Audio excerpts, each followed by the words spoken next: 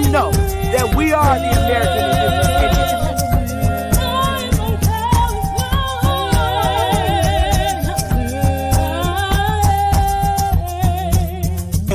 Copper color Indians, baby.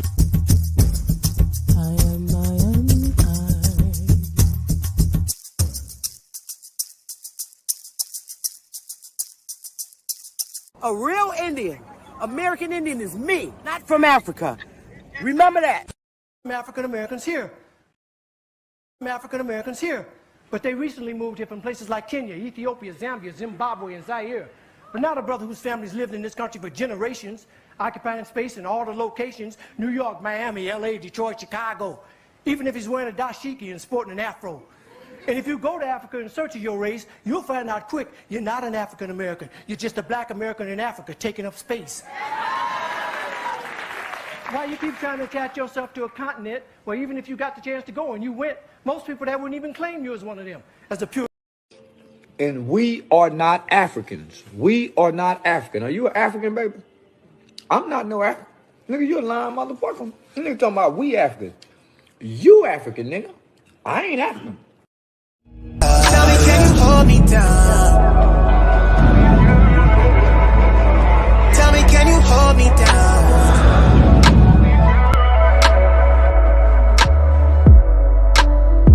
Can you show me something?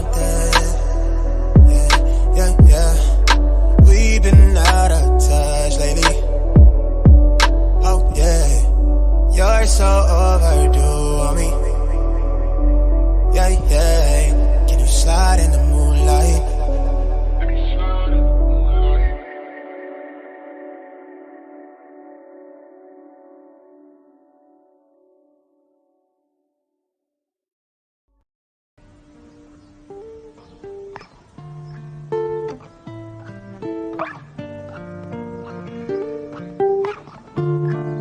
Long live Ed. Yeah. These are my memoirs. Light up a cigar, smoke up the memories as I sit and dust them off. Why do people say it's just to piss you off? Ignore them, no call button and then dress too par. Now they can't test the gods, had to defy the odds. It only get tougher back then. We thought times was hard. Told them don't write me off. Told them don't type at all. To all the ones that gave up, this a reply to y'all. That wavy haired kid that you knew been on a tear since. The cries was lower than the laughter now that I'm hearing. The praise for staying committed to something they played with. It was always about us, it's never about who's your favorite. Took my insecurities and made my future more secure. The way we moving, it's like we really been here before. The proof is in the progress from the year before. Furthermore, we wanted to further things more. They took another route, so what you think we kings for? No angel ever said, yo, who these wings for? Ain't no champion ever said, who these rings for? So don't question what God doing, who you live for.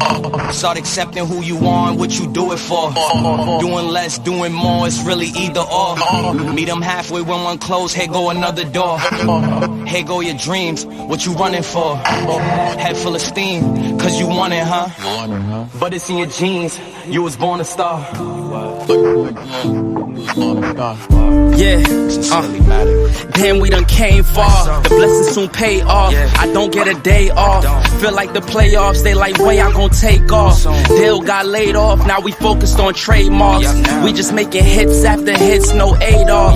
Now they wanna eat off the same plate that I ate off. They really be brainwashed, I sold for trade-offs. Listen to these verses, these are thoughts that I brainstorm. People do me wrong, but nowadays I just pray for them. I've been under pressure, you can't tell cause I stay calm. I need peace and quiet, all I hear is the rain falls. Now all I see is green like my name was Draymond. ISO the brand and you know we gon' rain on. Shout out to the fans from the jump that stayed on. Rolling every hour of the day till the pain gone. Now every time we drop, yeah, they know that is napalms. ISO. Hey, y'all. Hey, Choctaw, Montana, Yellowhammer, Sawaki, Medea Crawford, Chief Kokomo, Cotto Morris, Wallace Carroll, Stephanie Burke, Darius Matthews. Salute y'all and salute everybody watching. Can y'all hear me okay? Mic check. Aboriginal Rising. Mic check. So I got some slides, and it's a lot, but I'm not gonna do it all in one day. Hey, Big Chief Noble. Um, we are thanks, Yellowhammer. We are at war. It's definitely official.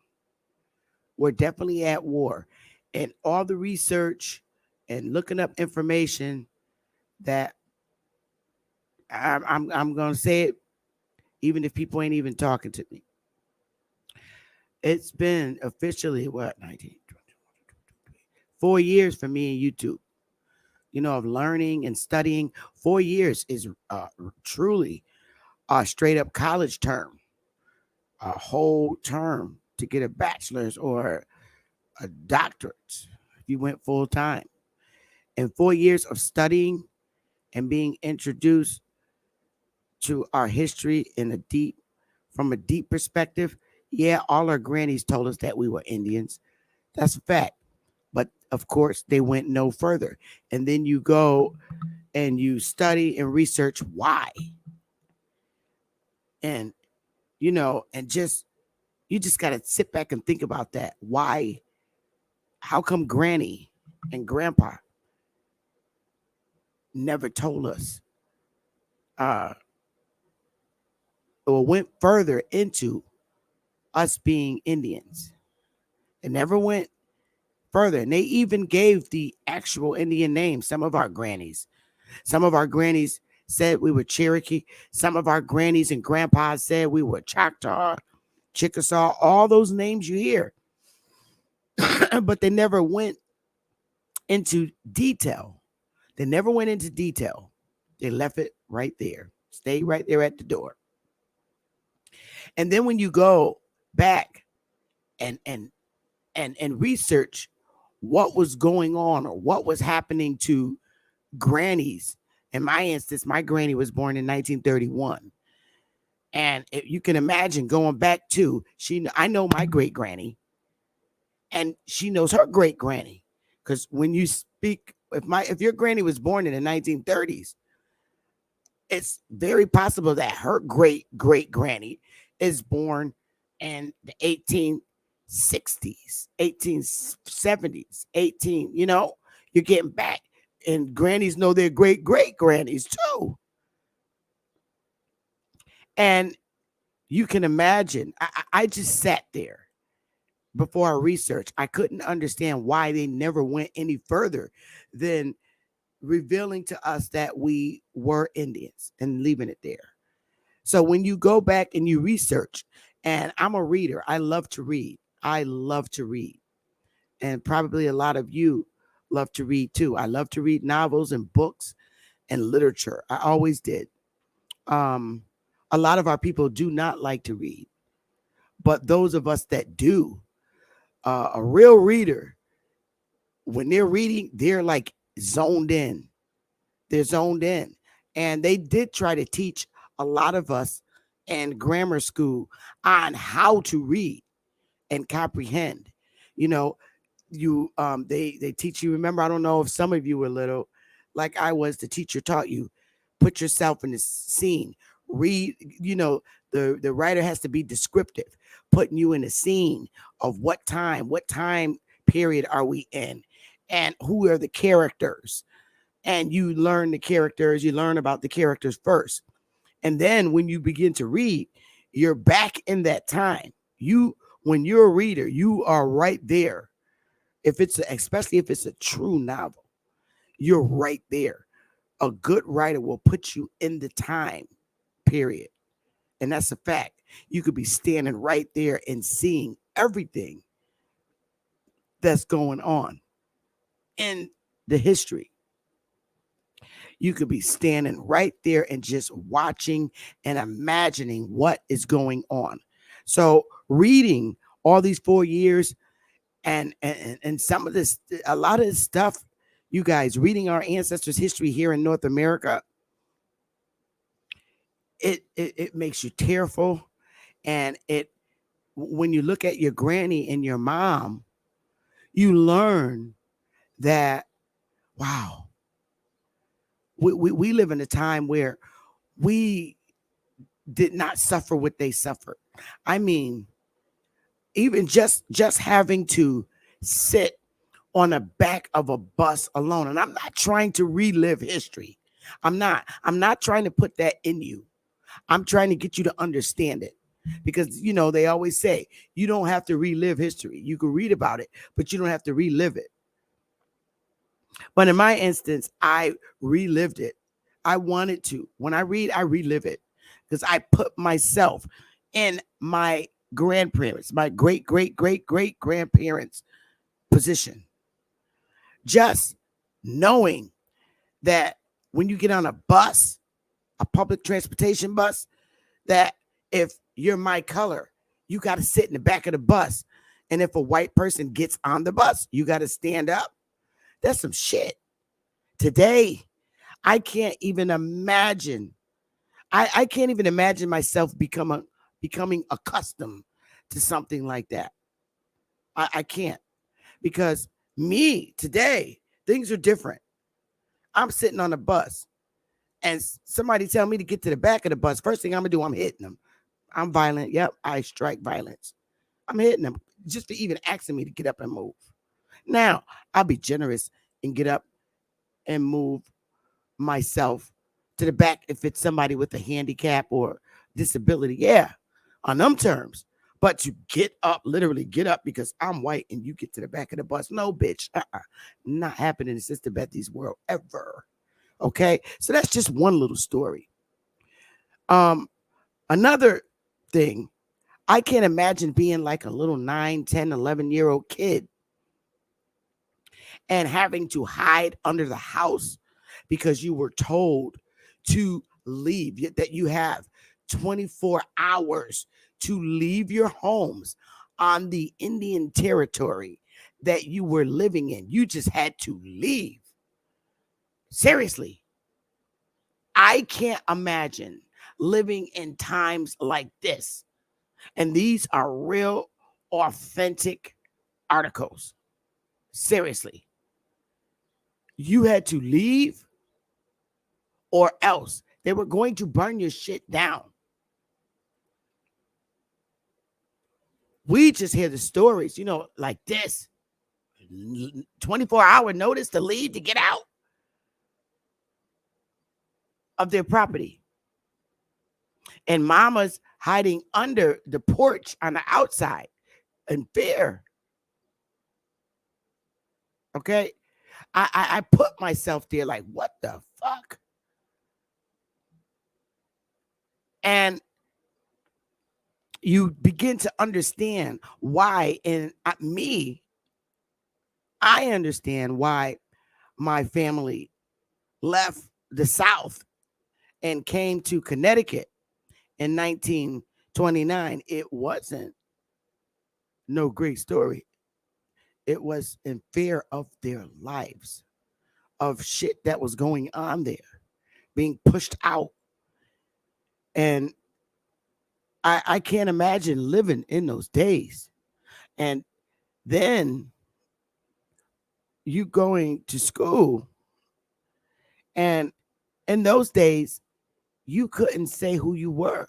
Now the threat, you think it's from a white guy saying, you better not say you're Indian.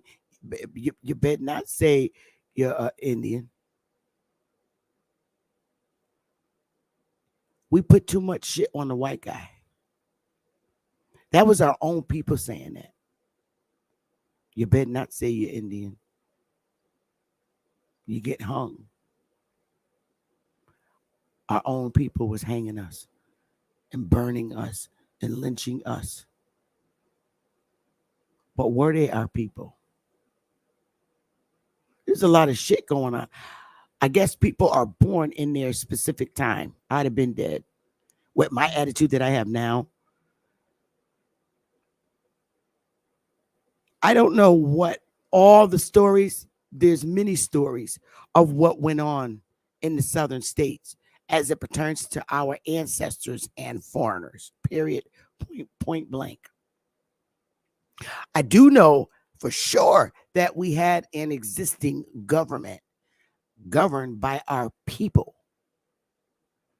And I ask questions. If we have a legitimately run government by our people in the South, why would our people just throw their hands up and leave? Just leave shit behind and just jet and come to the North? Was there that much hate for our own people, our own brothers and sisters, that we left the South and came North? There's so many stories and so many answers. A lot of those stories, we weren't allowed to sit around our grannies and grandpas when they did their grown-up talk. A lot of that talk took place, right? And we could have known it back then when granny and grandpa said, get out this grown folks talking. They wasn't always talking about your next door neighbor. They had these conversations that we needed to hear, but we weren't allowed to sit in grown folks' conversations. And these conversations took place. They talked about other family members and what other family members did. And it was always something to do with money. I know that. But we couldn't sit around and listen. We had to get the hell out that kitchen. And you know what happened to you if granny was in there with grown folks. Stories kept from us, and they always have been, because it was always, we had to stay in the child's place, which I understand. We didn't need to hear those things that went on in the family and what the big family fights is and why two great grandmas who are sisters, kids are not talking to this date. There's deep reason as to why two great grannies, sisters, kids are not talking today. We weren't allowed to hear those conversations. But in studying, I'm finding a lot of bullshit. You know, we're supposed to be these fucking dumb people. These are all lies. If we're so dumb and can't do shit, how do you explain all the Black Wall Streets? To build an economy, you got to have some goddamn smarts. How did our people know how to build an economy that was thriving? We couldn't have been stupid people. See, this is why I say you have to listen. You got to research your history. You can't listen to people teaching you that you're another race. There's a payment for that. There is big money to teach our people a lie about our history. It's going on in YouTube right now. It's a game to get your money out your pockets and into theirs. It's a whole employment. People are making millions, thousands, and millions of dollars on YouTube just to keep up a lie about our history, because we subscribe to these people's channels. We pay them to tell, we pay them, and we listening to a lie rather than to. And first of all, anybody who tells you not to listen to your granny, you got to question that motherfucker. Anybody that tells you not to listen to what granny and grandpa told you, you got to check that motherfucker at the door. You got to wonder, why would you tell somebody, oh, don't listen to your grandmother? But then turn around and tell you stories. Your grandmother came from Africa on slave ships. They did. I got a problem with that. Go take a DNA test, because the blood is going to tell you exactly where your ancestors were. That shit you got to check at the door. Why would you be foolish to take a blood test from the very motherfucking foreigners that keep taking your land. You have to, at what point are we going to wake up? And then they get our own people against us to promote it. Promote it. There's so many people that look like us that are out here promoting that you take a DNA test so they could tell you you're from Africa. Then you got me that come along and say, hey, do you know anything about database management? You manipulate data. Database management. When all you need is a first and last name. That I wouldn't be surprised if they take them goddamn blood tests and throw them in the goddamn garbage, because all they need is your information on the label that you put, your name, address, phone number, with your spit in the tube. That's all they need. Plug it in Ancestry. You're from Africa. They automatically know you a Negro. You have to wake up. And like I said, I don't care what nobody says.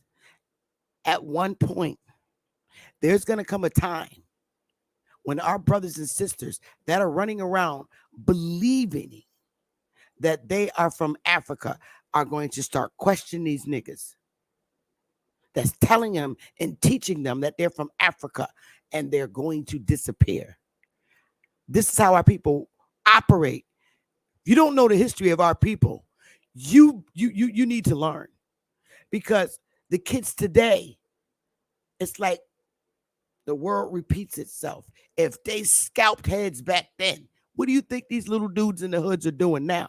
Them some scalping ass motherfuckers. I'm scared of some of these 12 and 16-year-olds. And you got them believing that they're from Africa, and they're promoting you and praising you when you come on live. They're going to take you out. This is why I say they got to be careful when they find out the truth as to who they are. These guys are going. I know how niggas operate in the North. I've been here all my life, and you probably know how niggas operate in the South.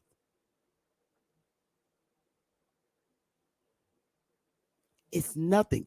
And as you see on a day-to-day basis, it's nothing for us to take out people that look like us. They prove that on a day-to-day basis because they kill each other every day. What do you think that someone who's put their heart into you and their trust into you and regarding your lecturing, and then they find out the truth, you don't think that you're going to get hurt? I'm not going to have to put out an order or a hit on nobody. I don't do that shit. I think about it. Oh God, how many times? I got to be honest with myself. Do I ever think about shit like that? Hell yeah. I wish I was fucking Bewitched, where I could twitch my nose and the motherfucker just drop. I do. I think there's more murder in my mind than I would actually do physically. If I knew I had a license to kill, yeah, and I could get away scot-free, you know how many motherfuckers would be just like dead on the spot? I would like leave my station, go take them out, come back. But you know, that's just a thought, a mental thought. That's a thought.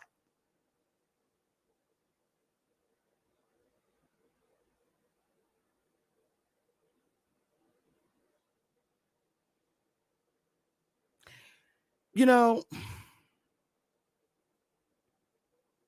it's going to boil down to people maturing up and saying, okay, I ain't never liked to read all my life, but I got to start somewhere. Well, let me start. Let me give it a chance. Let me start watching the lecturing that's going on in the Aboriginal, aka American Indian community. Let me start watching. That's what it's going to take. These Pan-Africans that are indoctrinated to do. Let me start looking into it. Let me at least watch. Let me put my sides and my strong belief that I've been taught on YouTube by these 3 fucking amigos in the Pan-Boo-Boo community. It's going to take that. And our people, because we know our people. Our people. We know how our people operate. After a while, they get tired of shit. That's how our people are. And they're going to step out and say, well, you know what? Let me go look, because they're doing it now. I think Pan-Africans be tuned into me as soon as I turn this bitch on. Because I don't know if 65 people probably are watching, but that don't mean 65 people are in my chat room. So I have a lot of respect for anybody that's just watching. I don't know who you are out there, but salute to you.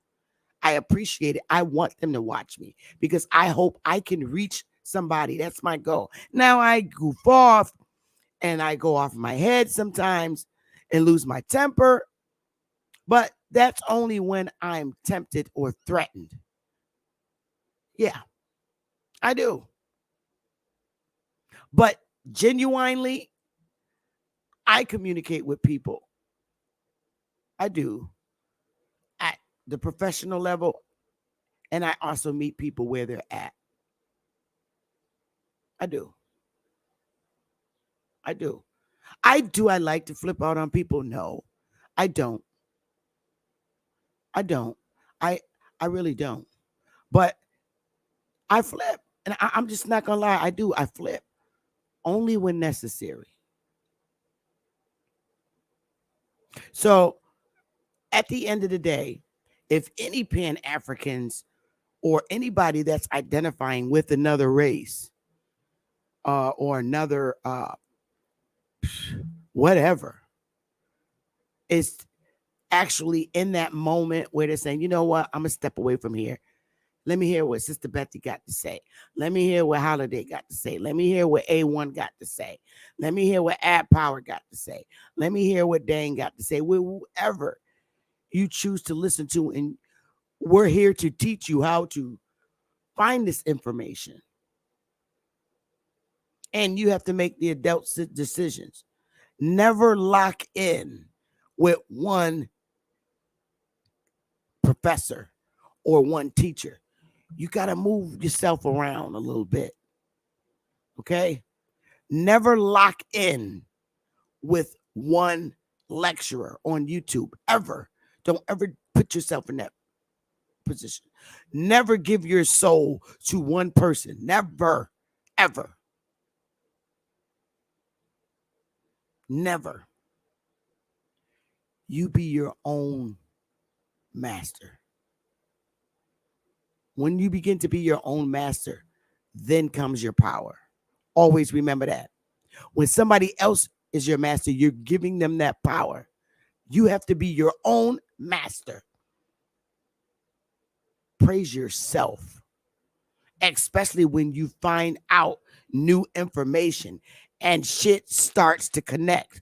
Praise yourself because you took out the time to go and make sure that the dots are connected. Never let nobody lead you to the water. Lead yourself to the water. And I'm not saying believe me, but I would hope that you would take out time to say, well, damn, and speak with people in your family. We've been lied to. That's very apparent. We do know that. Can you give me a 1? If you can at least know that you've been lied to about your history. Once you can admit that, then you're on your way. Until then, you're not being your own master. The one thing We all know as a people, and I don't give a damn if you're white, if you're Negro, if you're Latino, if whatever your race is, the one thing we all have in common as people under this fucking government is that we've been lied to about our history. That's the truth. That's the truth. Now, here's the funny question. Here's the funny question. Who the fuck's going to tell you the truth? That's the funny question. Who the fuck's going to tell you the truth? Is it me? Is it Chief Holiday? Is it Dane? Is it Ab Power? Is it A1? Is it Jabari? Is it Garfield? Is it Sinetta? Or any of the motherfuckers that be on it? Which one is going to tell you the truth about your history?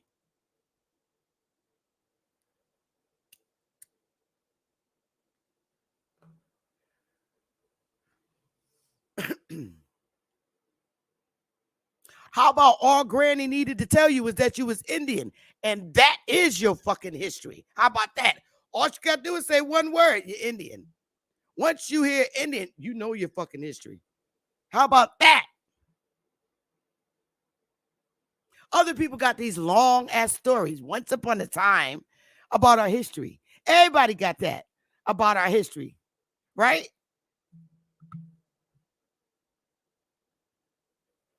But all Granny got to say is one word, you're Indian. There's your whole fucking history right there in that one word, you're Indian. Oh! Behind Indian stands a whole lot of shit, all the truth. If different people got different stories and different histories about your history, you know it's a fucking lie. All Granny said was one word, you're Indian. That's the fucking truth right there, and you better believe it. She didn't even go into any further than that. That's how you know the shit's the truth.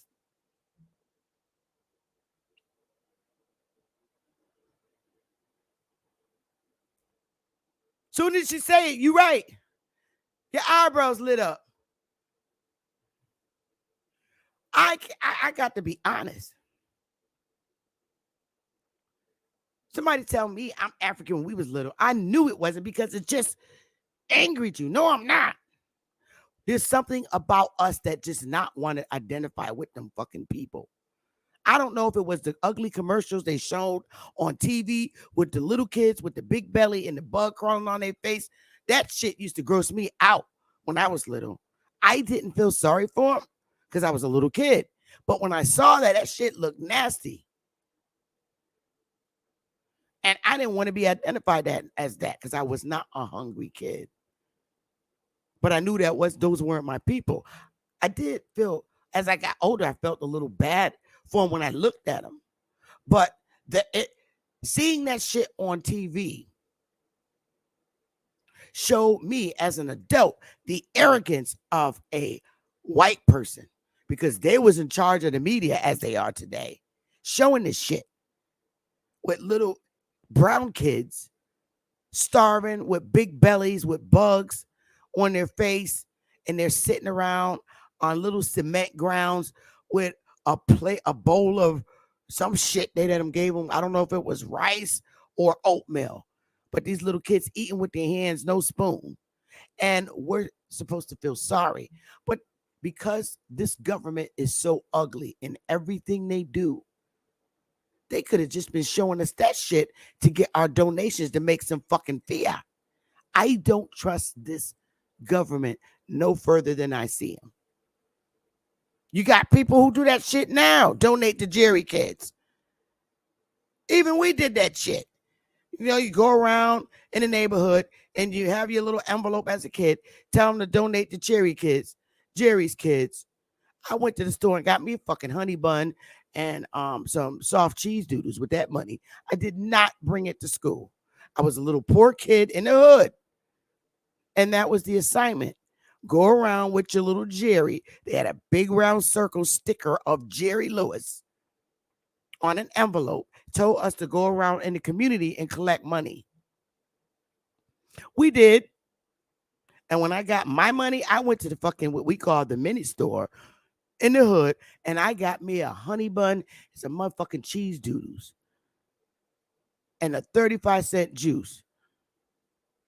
I'm a big Jerry kid today. And when they came out with the candy bars in school, selling them bitches for what, 50 cents, $1, I ate all them shits. You give me, a poor kid, candy to go around and sell it in my poor community.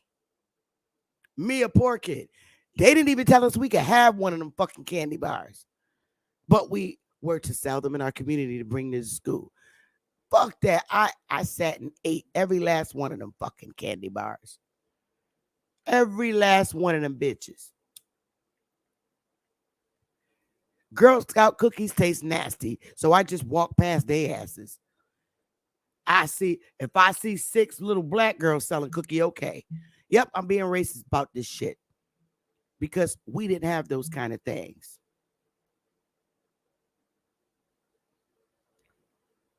Girl Scout cookies taste nasty as fuck to me. Now, if I see little black girls out there selling some goddamn homemade chocolate chips from Nana, I'm eating them bitches. I'm buying them before I go in the grocery store, and I'm going to eat them while I'm walking around in the grocery store. And I'm going to grab 6 more of them bitches when I come out and eat them on the way home, so I don't have to share them with Willie. Sure am. But anyway, I'm getting real side off.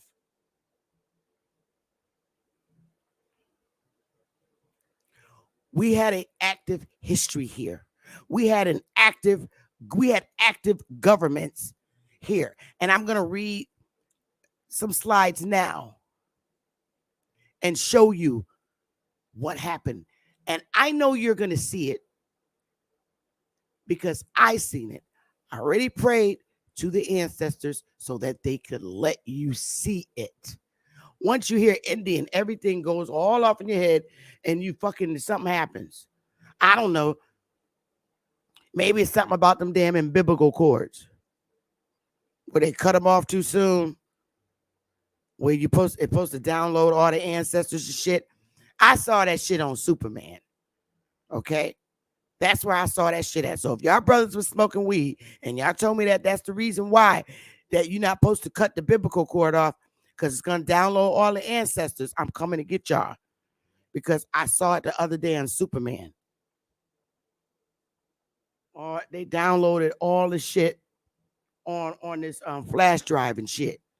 So when Superman get older, he'll be able to see his history and all his ancestors and shit. I'm going to come and get y'all if y'all was smoking weed and told me that story because I really believed y'all. Maybe it is the truth. Maybe it is. But anyway, hey, y'all, smash the like button, y'all. Let's read. And I'm going to read slow because when you're reading, something about when you're reading, don't get angry if you think you read slow and everybody in the class read a little faster than you.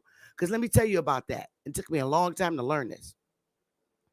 Just because the motherfuckers is reading real fast, don't think for once that they understand and comprehend what they're reading. You could be a great speller and read and comprehend words, but until you know what they mean, your ass can't read. I'm telling you right now, as an adult. The slowest reader is the best reader because they catch everything, just about everything. When you don't like to read, I tell people from the beginning, when you're reading and comprehending, just read one paragraph and put the book down. I taught that to my daughter. Just read one paragraph and put the book down. You know what that does? After you read one paragraph, we used to talk about it. What did you read? I used to ask my daughter, what did you read in the first paragraph? She looked at me. I said, read it again. And read it slow. You're not going outside. Read it again. You're going to talk with mommy. Read the paragraph again. My daughter will tell you this. She read it. I did the same thing to Willie's son. We got him when he was 10. I said, read the paragraph. Now tell me what you just read. Do you like that person? Maybe, I don't know. I said, let's have a conversation about what you just read in that paragraph. That's what I tell my daughter. What you read? What is that? Now, I'm kind of scared because that little wench ain't nothing but a prosecutor. She questioned me down like I did her. I had to make her get out my house. But I know she can read and comprehend.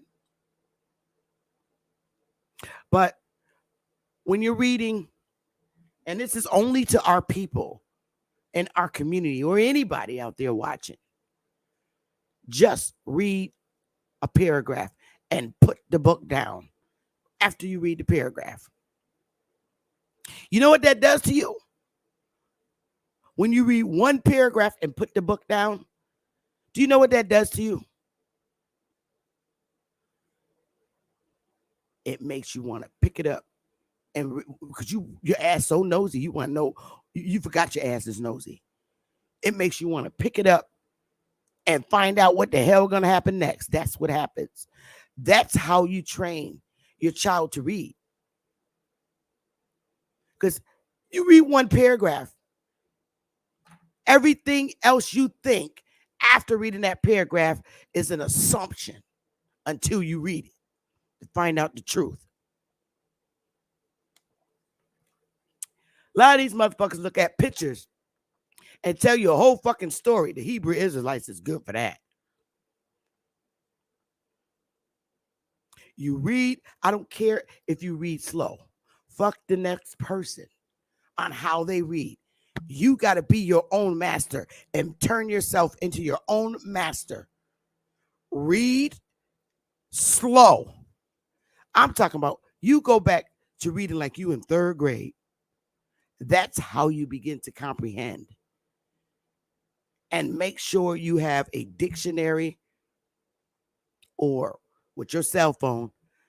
Don't just read over a word just because you can pronounce it. You type that shit up, that word up, and define it right in the dictionary so you know what it means. That's why the teacher always made you. First day you had to write your spelling words 10 times each. The next day you had to put them in a sentence. And then the next day you had to write down the definition. I remember that shit. And then Friday your ass had a spelling test. That's the old school way of teaching back in the 70s. They don't do that shit now. They don't do it. Because everything is digital. You can go online and Google and read and get the definitions real quick. It's much faster now. But let me say this. You have to be your own master. You got to be your own master. At some point, you got to break away from people telling you what the fuck to do.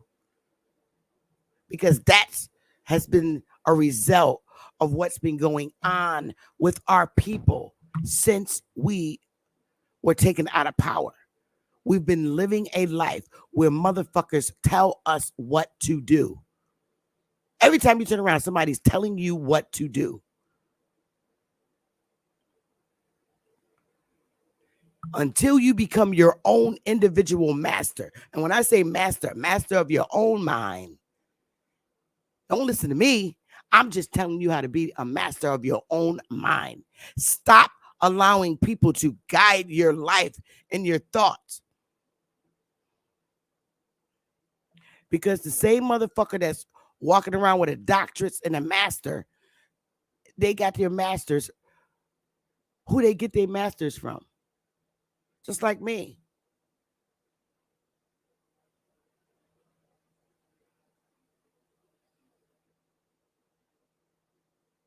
You're mastered the art of somebody else's way to control you.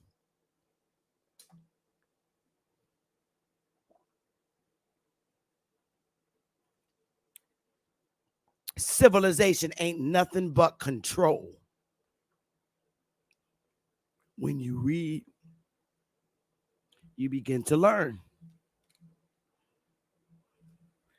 At some point, you have to be your own master in these YouTubes, and you have to go around and start listening to people, other people's perspectives.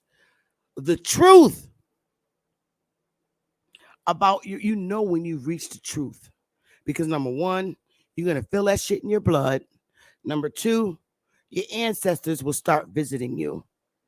Number three, shit will start adding up like it never has before in history.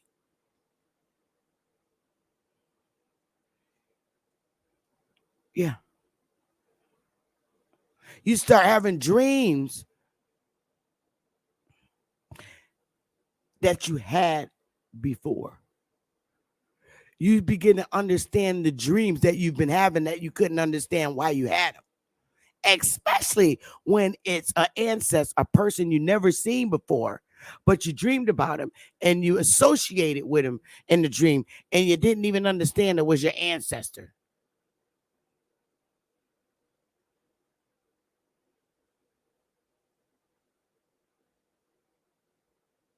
You dream about your bloodline, especially when you start studying them. They don't want you to study your bloodline. They don't want you to study your history, because if you do, it's going to trigger all your old ancestors. And it's going to make sense.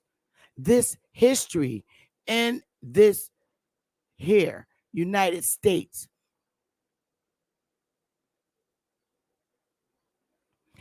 you begin to learn what each of your ancestors went through, because history tells what it did.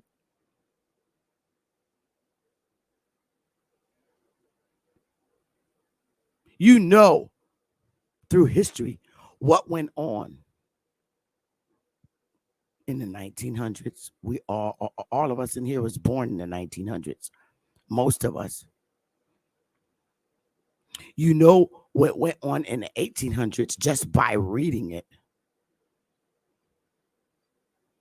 You know what went on in 1700s. They told you what the fuck happened in the 1400s. That was always a haven't you noticed that 1492 and 1619 were two eras that they wanted to make sure you knew. They wanted to make sure you knew in 1492. And they wanted to make sure you knew that you came over here on a slave ship.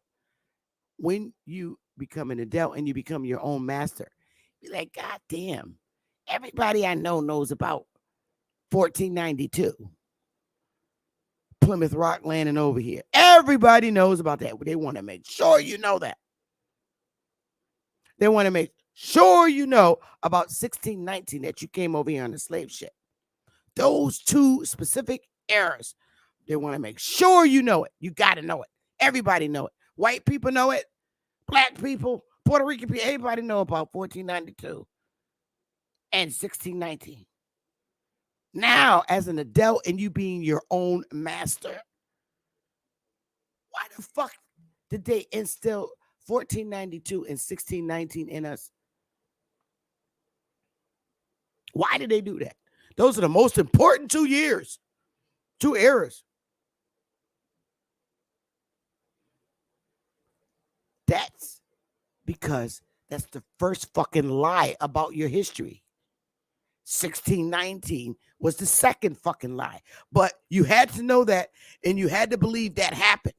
They trained you in school to draw a picture of Christopher Columbus and all this bullshit. They planted characters in your head. They made you color Abraham Lincoln's tall ass hat. That's how they did it.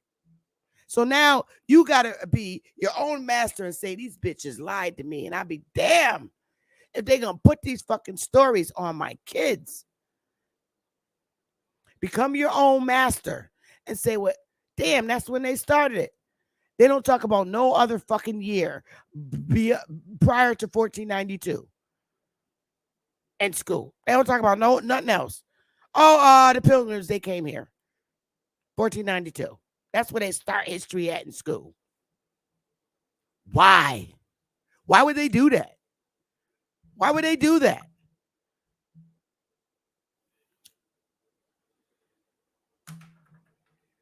I don't care what race you are. Even if you're in another fucking country, they know about 1492.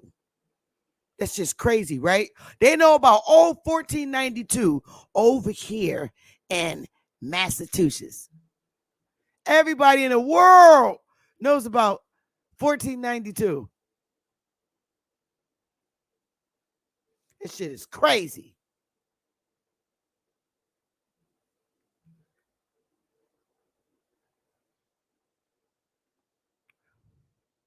We had an active and existing government here. Let's look at these slides now, y'all, for a minute.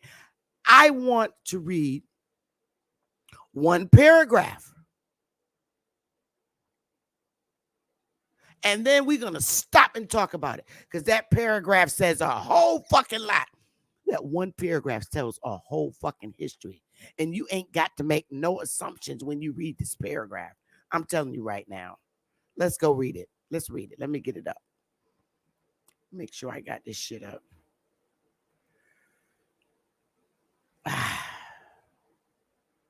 We're going to start because there were nations. We're going to start with the Cherokee, and that's all. Those are the only two nations that we're going to talk about. Is the Cherokee Nation and the Creek. We're going to talk about those two things, but we're going to read one goddamn paragraph, and it's going to tell a whole fucking story. I promise you. We're going to talk about it. All right, let me get this share screen going. Where y'all at?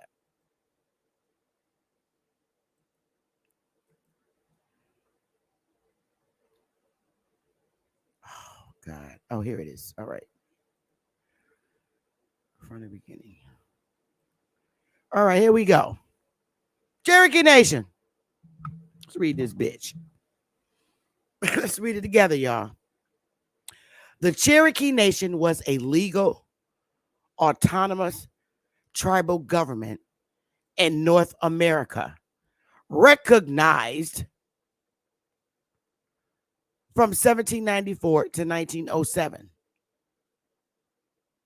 Listen, the government was effectively disbanded in 1907 after its land rights had been extinguished prior to the admission of Oklahoma as a state. Okay, now check this shit out, all right? During the late 20th century, which is the 1900s, the Cherokee people reorganized, instituting a government with sovereign jurisdiction known as the Cherokee Nation. Keep that in mind. They reorganized the Cherokee people. Were they the fucking... Let me keep going. On July 9th, 2020, the United States Supreme Court ruled that the Muscogee Creek Nation, and by extension, the Cherokee Nation, had never been disestablished in the years before allotment and Oklahoma statehood. Now, this is a paragraph. That's the paragraph. And this paragraph says a lot. It says a lot. Too much. Let's go back. Let's break this shit down so you can see. Trying to find y'all. The Cherokee Nation was a legal, anonymous tribal government and North America recognized. Okay. This is when they started shit all over from 1794 to 1907. Now, they existed way before that. But wars and shit was going on. It was a tribal government in North America recognized in 1794 to 1907 because they suckered out and became recognized. But who were these motherfuckers? Okay. The government was effectively disbanded in 1907 after its land rights had been extinguished prior to the admission of Oklahoma as a state. During the late 20th century, the Cherokee people reorganized, instituting a government with sovereign jurisdiction known as the Cherokee Nation. Then the United States turned around and ruled that. They was never disestablished. Okay, let me stop there for a minute. Let's talk about this paragraph, y'all. Let's talk about it. Where y'all at? That's a very interesting paragraph.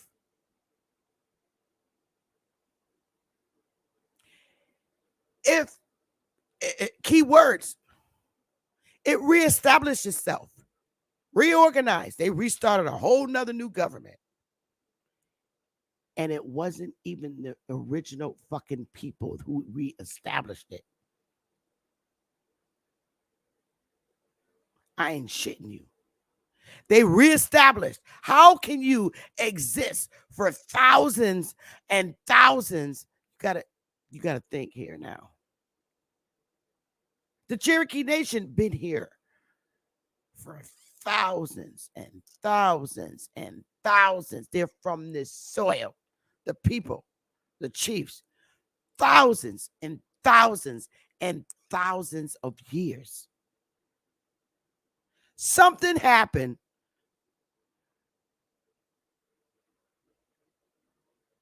where they had to reestablish in the 1900s. They started the nation all over again. All the people that were formerly ruling it, dismantled, got them out.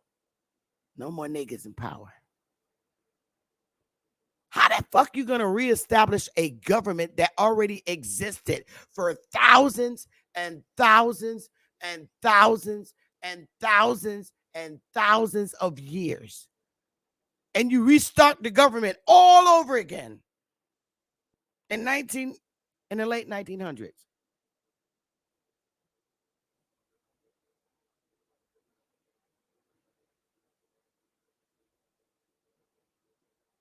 How does that happen?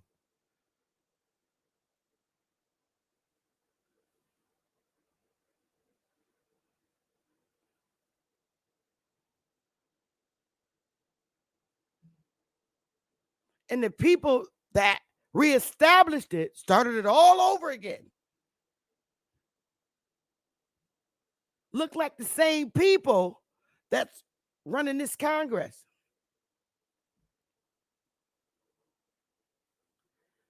I'm like,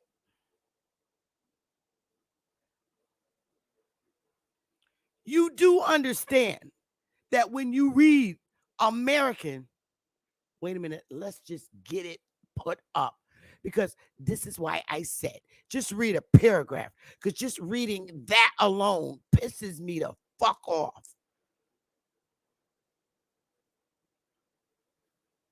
When you're talking thousands and thousands and thousands of years being here as an existing government,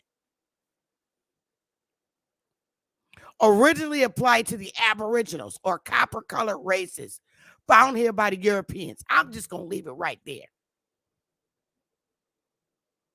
None of them motherfuckers running that nation that's been here for thousands and thousands of years are copper-colored races found here by the Europeans.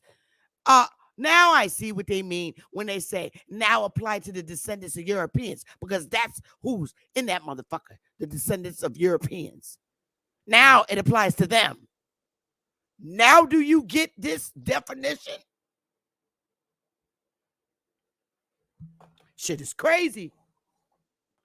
Let that sink in. Cherokee Nation was reestablished in late 1900s after existing for thousands and thousands and thousands of years.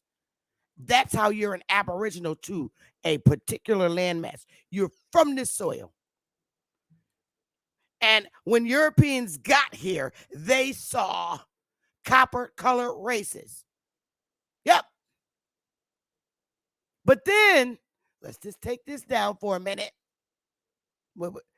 They saw copper-colored races when they got here. Now let's go back to our document.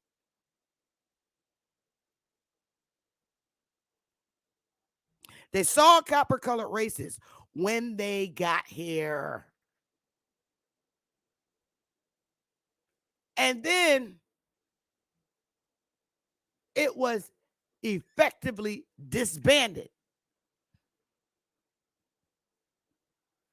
because they disbanded the copper-colored races. After its land rights had been extinguished. Okay, don't try to play with me with these fucking these words. What does extinguished mean? Let's go, y'all. Come on. What does extinguished mean? Something happened. Land rights had been extinguished.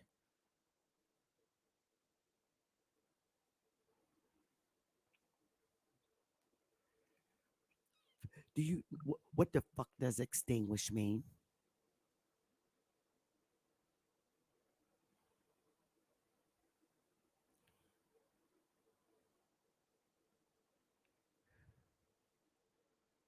What does extinguished mean, y'all?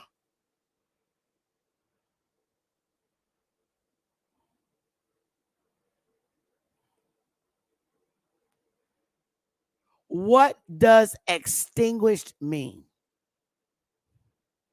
All right, let me stop and go back to where y'all are. I'll find it for you. Let's find extinguished.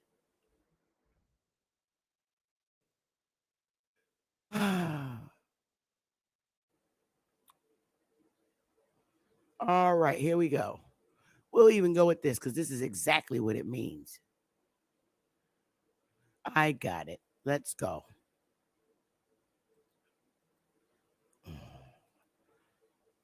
After the land rights were extinguished. All right, let's go. Extinguished, extinguishing, extinguishes. To bring to an end. Make an end of.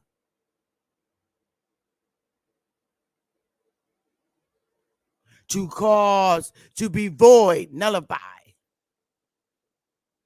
To get rid of.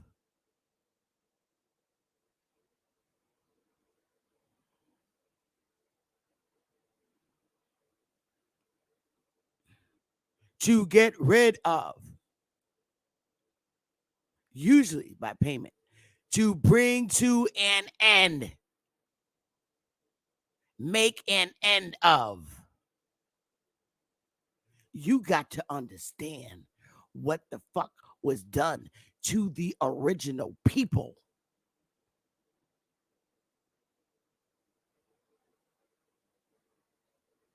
They were extinguished. And now it applies to the descendants of Europeans. That's who the fuck's running a distinguished government that was extinguished. And then it was brought back to the surface. It was reestablished.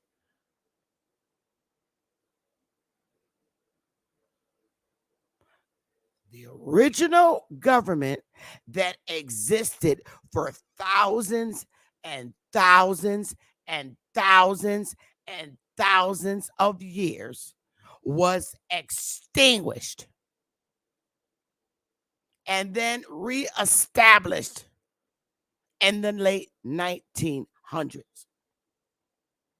Reestablished, and they would not let the original people back in because the people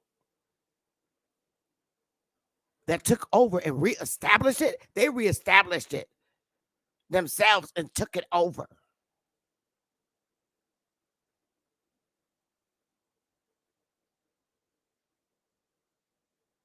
From the original people. That's why you see American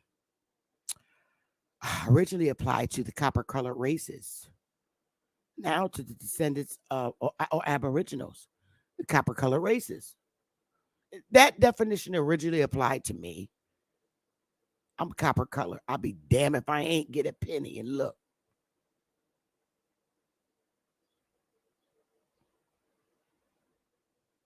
And my government that was here for thousands and thousands and thousands of years was extinguished and reestablished in the late 1900s by white people, foreigners that just look like they ass just came off the boat.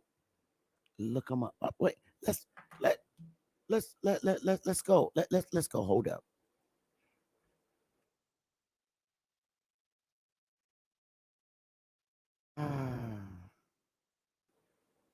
You got to put a picture where it belongs.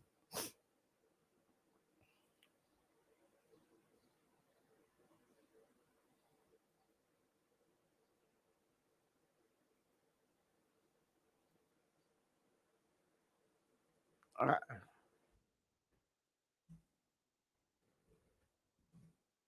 Let's go.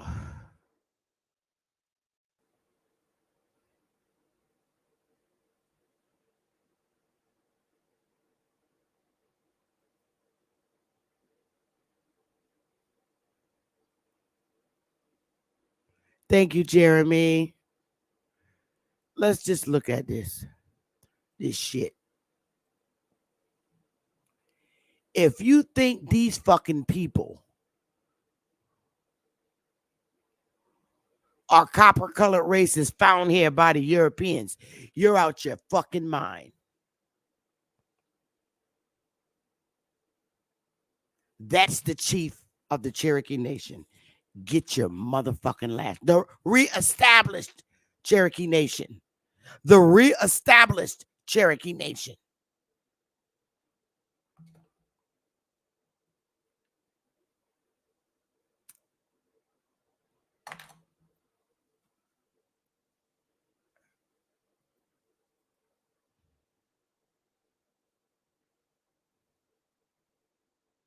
A picture and a paragraph tells a whole fucking story.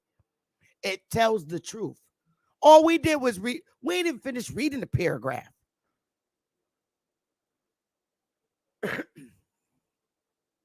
Again, now you see who's running the Cherokee Nation. And every last one of them look like a fucking white European. None of them are copper colored races. Let's go back to our story.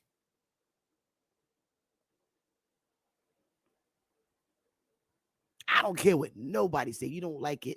Don't look at this shit. People don't like to hear the truth. That's the problem. The Cherokee Nation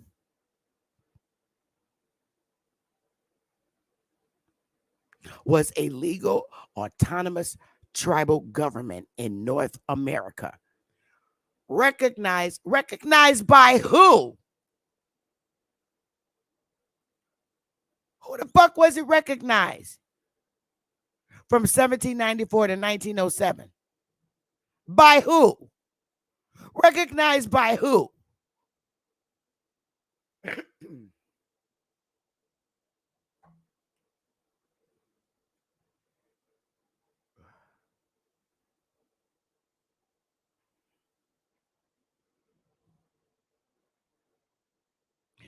The Cherokee Nation has been here for thousands and thousands and thousands and thousands of years.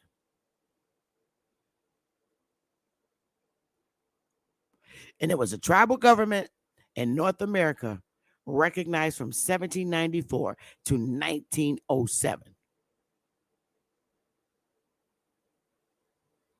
The government was effectively disbanded in 1907 after its land rights had been extinguished.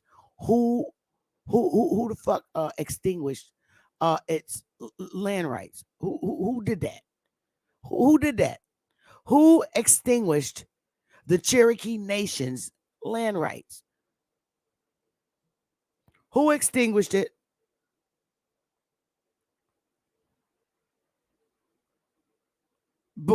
Just before, prior to the admission of Oklahoma as a state.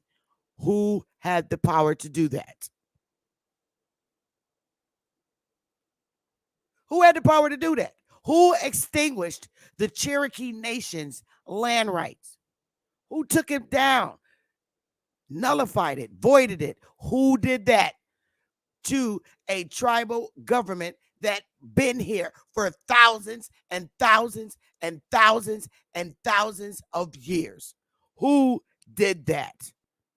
Who extinguished their land rights? Who did that?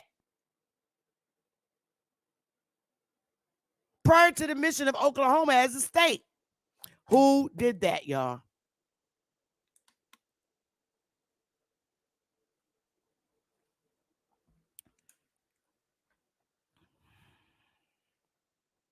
Yeah. I'm seeing them answers. I see them. And you're all right. Now, during the late 20th century, which is the late 1900s, the Cherokee people,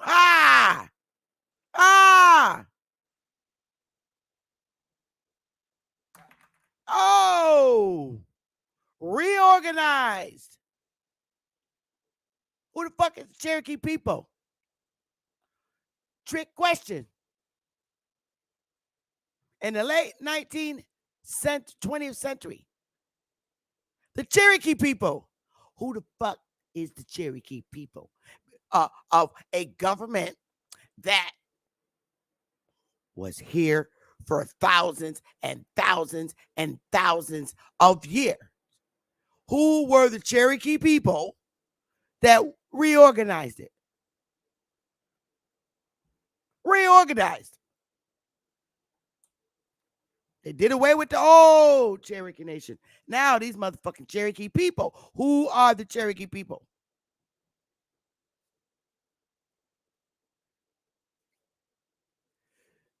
Like, here, I want to do this. The Cherokee people reorganized it. I'm gonna stop there for a minute.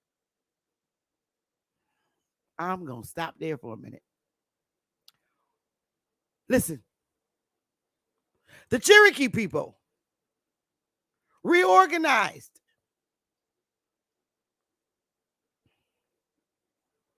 All right, because this government is a literal duplicate of the 5 or the 6 nations. Come on, y'all. Let's put our thinking caps on. Now, who are the United States people? Who are the United States people? We the people. Who are they? Who are the people of the United States? The people.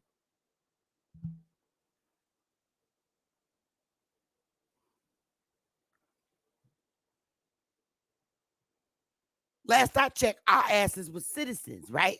We the people. We the citizens, right? We the people. So if I reestablish the United States, I would be, right, the United States people, right? Reestablish. So the Cherokee people reestablish the government. They were the fucking citizens. They were the citizens. The citizens, the people, the Cherokee people, the citizens of the Cherokee Nation reestablished it. They had white citizens. You better believe it. You don't believe me? Give me fire if you understand what I'm telling you. The Cherokee people, they reestablished it. They were citizens of that government that was there for thousands and thousands and thousands and thousands of years. Those white people that are running the Cherokee Nation are not the people that been there for thousands and thousands and thousands and thousands of years.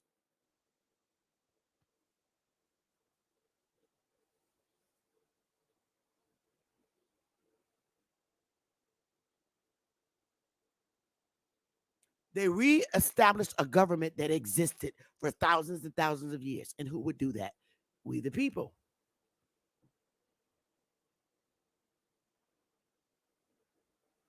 The citizens of the Cherokee Nation reestablished it and set policies on admissions. And when the original people came back,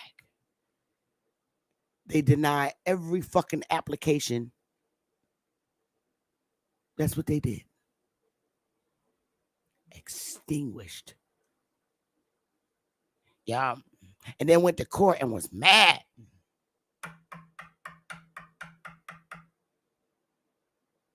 Made the original people to that motherfucker freedmen. If you're a freedman and you're a Cherokee freedman, it is because they were the ones that got extinguished. That's why they became freedmen. Hello? They were extinguished out. Look up extinguished. That's the only way you're going to become a freedman.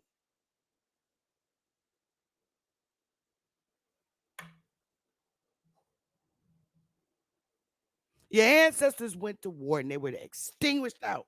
So now,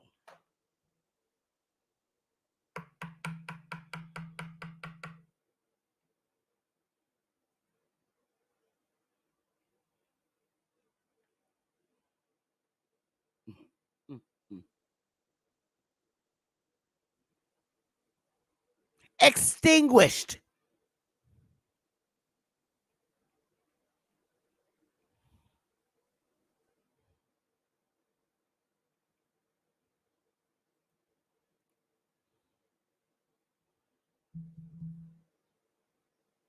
The only way you're going to be a freedman,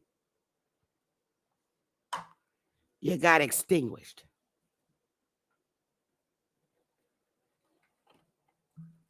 I don't care what nobody tell you.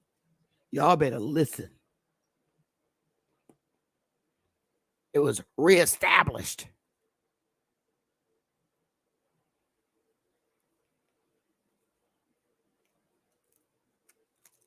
Got rid of the original people. Because if you notice, anytime you see some of these goddamn people, it's always, you see a one drop of nigga in them. I'm like, there's a little nigger hiding behind you. You kind of got something there. I can't pinpoint it, but I see a little nigger. You can't see none of them motherfuckers I just showed you.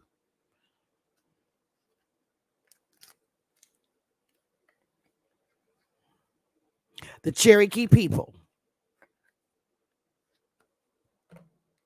That's funny for them to be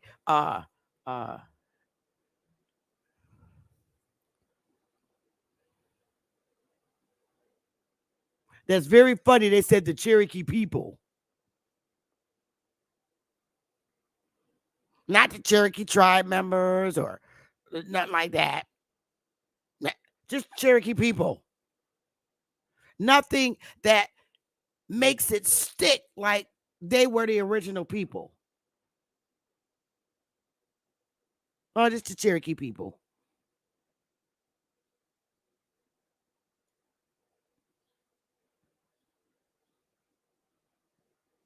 Extinguished. The Cherokee people were the citizens. They reestablished it. And the reason why they don't want the freedmen in there, because they have a voting. They'll be all voted back in their original seats. Because they got to vote for a new chief. They got to vote for people and shit.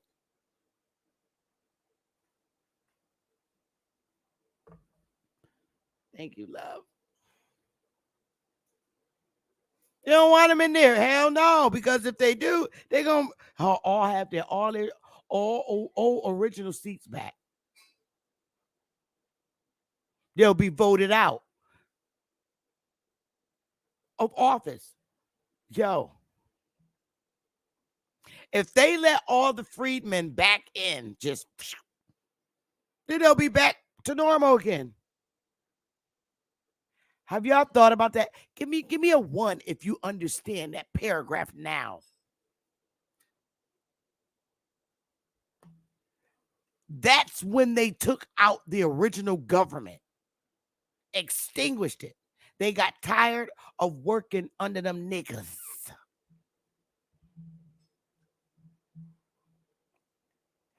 Is that confusing or hard to understand?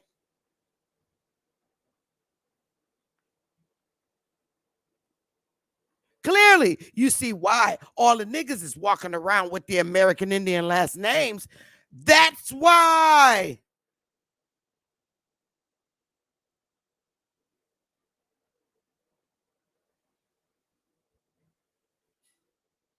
Remember I showed you the list yesterday. All the niggas got American Indian last names. That's why.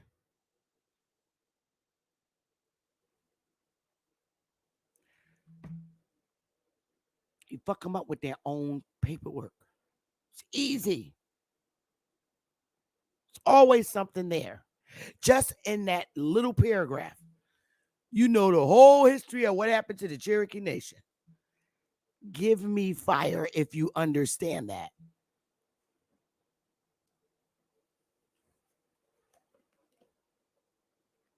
Please, you have got to understand this and know this. I'm showing it to you. This shit is not hidden. You can look it up.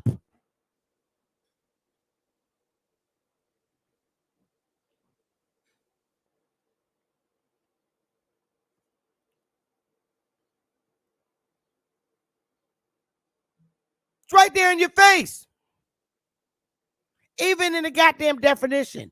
They was bold enough not to leave that out. Because now, come on. How are you going to reestablish a government that's been here for thousands and thousands and thousands and thousands and thousands of years? And all of a sudden, you reestablish this shit just before Oklahoma becomes a state. This shit is funny. The Cherokee people, get your fucking laugh on.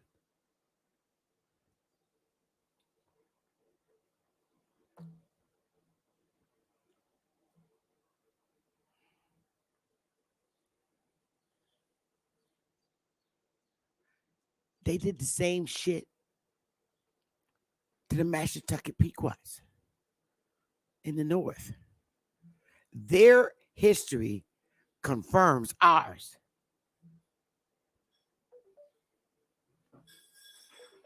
Thank you for the Cash App. Their history confirms ours.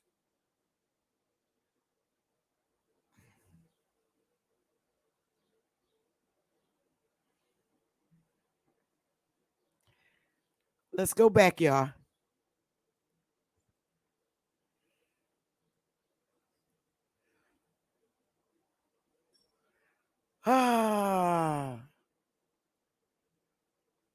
So we know the Cherokee Nation was a legal autonomous tribal government in North America recognized from 1794 to 1907.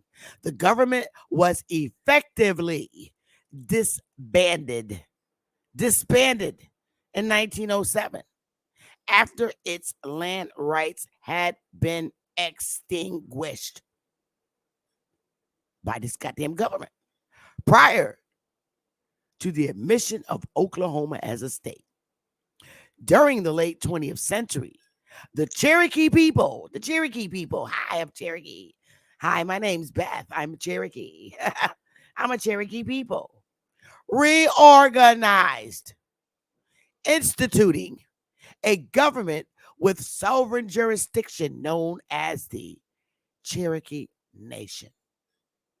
On July 9, 2020, the United States Supreme Court ruled that the Muscogee, Mo niggas, Creek Nation, and by extension, the Cherokee Nation. Oh, they never been disestablished in the years before allotment and Oklahoma statehood. Get your fucking laugh on. Oh, they never been disestablished. Sorry. It was extinguished prior to the admission of Oklahoma as a state. Oh, oops, my bad.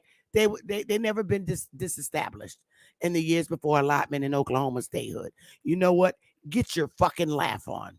Oh yeah, because there's white people there now. So yeah, it's never been disestablished. It's run by people who look like us. So yeah, it never happened. Sorry, my bad. Get your fucking laugh on. This shit tells a whole story.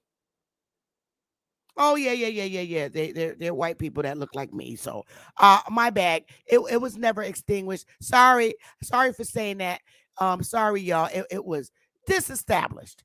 That's what the Supreme Court said.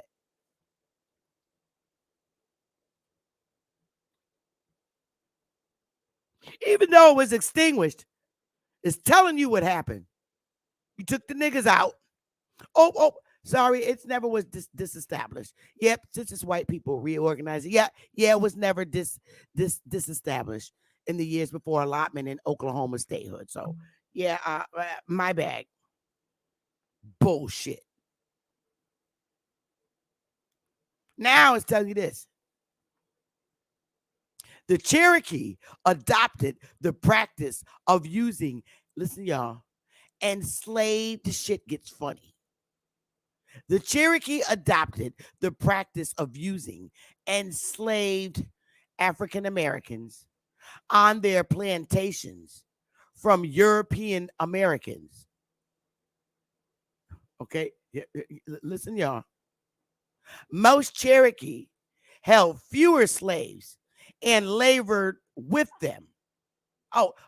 We labored with the slaves at subsistence agriculture. Here we go. The 1842 slavery vote in the Cherokee Nation. The 1842 slavery vote in the Cherokee Nation was the largest escape of a group of slaves to occur in the Cherokee Nation and what was then Indian Territory. The slavery vote started on November 15th, 1842, when a group of 20 African Americans enslaved by the Cherokee escaped and tried to reach Mexico, where slavery had been abolished in 1829. Along their way south, they were joined by 15 slaves escaping from the Creek Nation in Indian Territory. Now, wait a minute. Are these the great-great-grandchildren of the 20-odd Negroes that landed in Virginia in 1619? Laughing my fucking ass off. Oh, 20 Africans. Oh, this 20 number is really getting on my nerves, y'all. Everybody got 20 niggas now. I'm telling you, you got to look at who making up your fucking history. Was African American used in 1842? And why is 20 again? It was 20 that landed in Virginia in 1619. And now 20 niggas running from Cherokee Nation. This is the shit that I'm talking about. 20 goddamn niggas running away from the Cherokee Nation.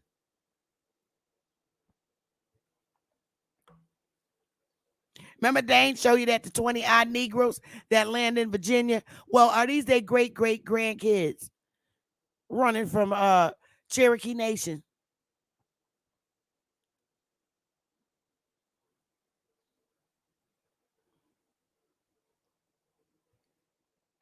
I'm getting tired of these 20 niggas. 20. A slave catcher. These jobs are jobs our ancestors held. They were slave catchers. They're on the fucking Civil War registration cards as occupations, niggas. Why would a nigga be a slave catcher? Because he was that goddamn Indian. See, you can't hide shit from me. Not when I start reading. A slave catcher is a person employed to track down and return escaped slaves to their enslavers. The first slave catchers in the Americas were active in European colonies in the West Indies during the 16th century. In colonial Virginia and Carolina, slave catchers, as part of the slave patrol system, were recruited by Southern planters beginning in the 18th century to return fugitive slaves. The concept quickly spread to the rest of the 13 colonies. So these Southern planters was niggas. You know that already. So they had niggas chasing niggas. But see, in the movies and the media, and they show you white people running after them, which is some bullshit. It wasn't enough of their asses over here to be doing the shit that their state was done to niggas. I don't believe it. You running in the backwoods where there's no fucking lights on in them days, okay? They didn't have street lights. And you running chasing niggas and you white in the fucking woods. You know what them niggas will do to your ass? Get your ass out of here. I'm telling you, you got to look at shit for what it is. Ain't no white boys gonna be chasing no niggas in the woods in the South. Picture white boys chasing Tayshaun and Chief Holiday and A1, talking about they runaway slaves. What the fuck you think gonna happen to them when they catch Pookie and them? All the motherfuckers gonna do is say, tag, you're it, and run the opposite way. I promise you. We got to stop letting these scholars write our ancestors' story. We got to take control of this bullshit, y'all.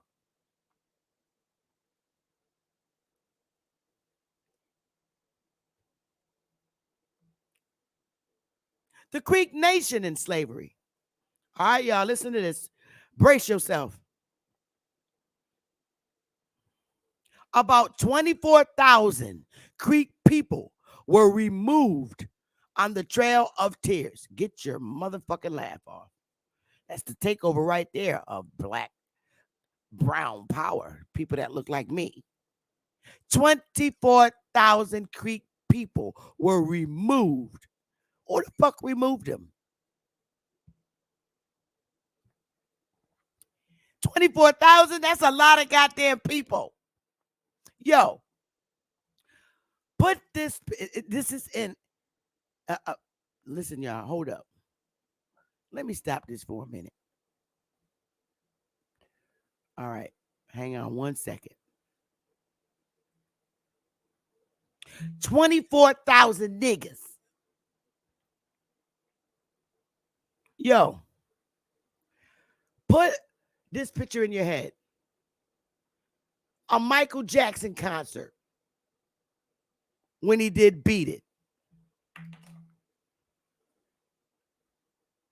Okay? Just put that picture in your head. A Michael Jackson concert. 24,000 people. Put that picture in your head.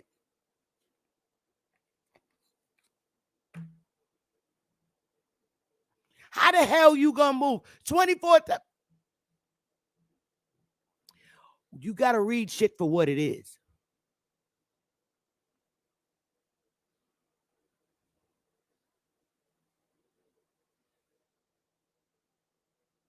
That's a whole stadium of people seeing a Michael Jackson concert.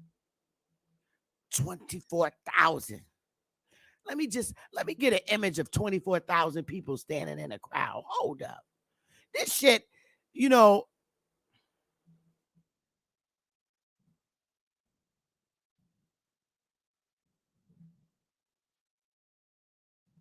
Let me get an image. Here we go.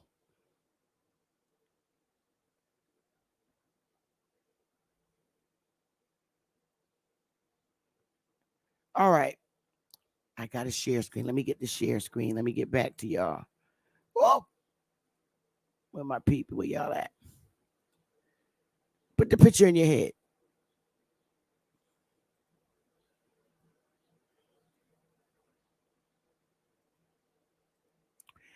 That's 24,000 people. Let's look at the common real shit now. 24,000 creeks. Look at that fucking building. Still wasn't enough white people over here then. Make that make sense on the Trail of Tears.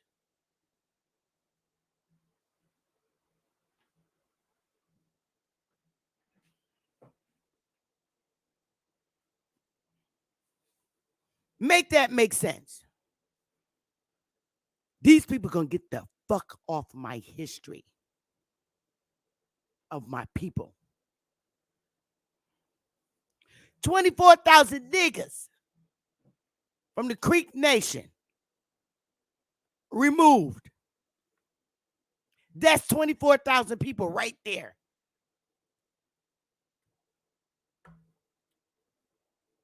Make that make sense. You're telling me a few white guys removed these people that wasn't even over here yet.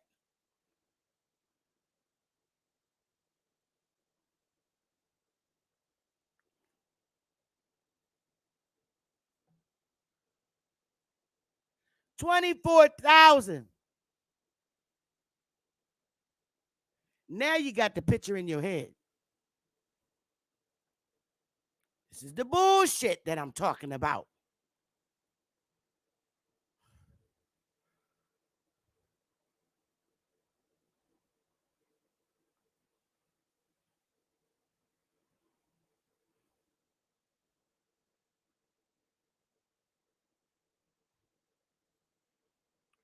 Let's go, y'all. Let's just keep reading. Until we get people like Jabari and them ass out, this is the shit that's going to continue.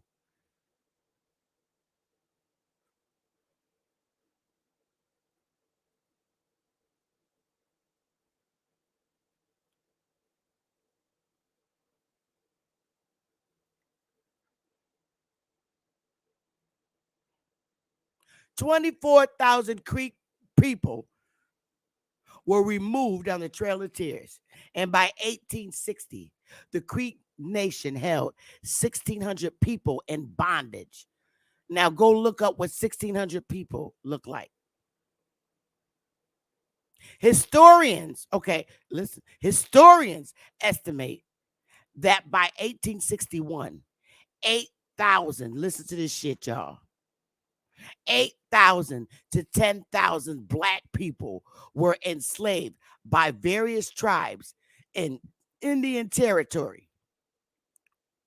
Slavery ended in the greater U.S. in 1865, but not in the Creek Nation until 1866. Y'all, let's keep going.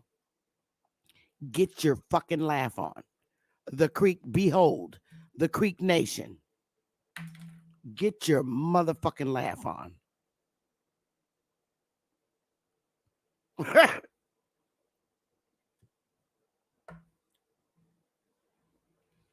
This motherfucking 2 paragraphs, 3 paragraphs got me smoking mad motherfucking cigarettes.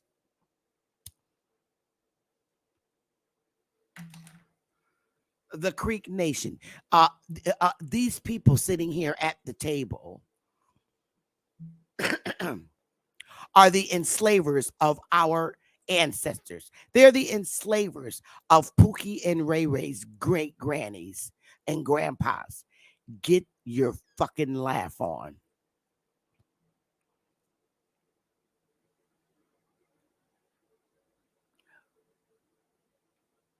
Get your laugh on.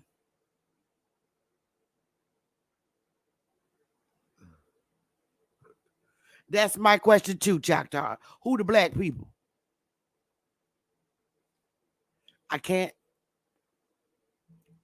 The Muskogee Creek people, called Creek by British settlers, are direct descendants of the great mound builders of what are today the southeastern states of Alabama, Georgia, Florida, and South Carolina. Yo. Now, get the picture in your head of the people that were sitting at the table. And now look at the people that live in Alabama, Georgia, Florida, and South Carolina. All the niggas that live there.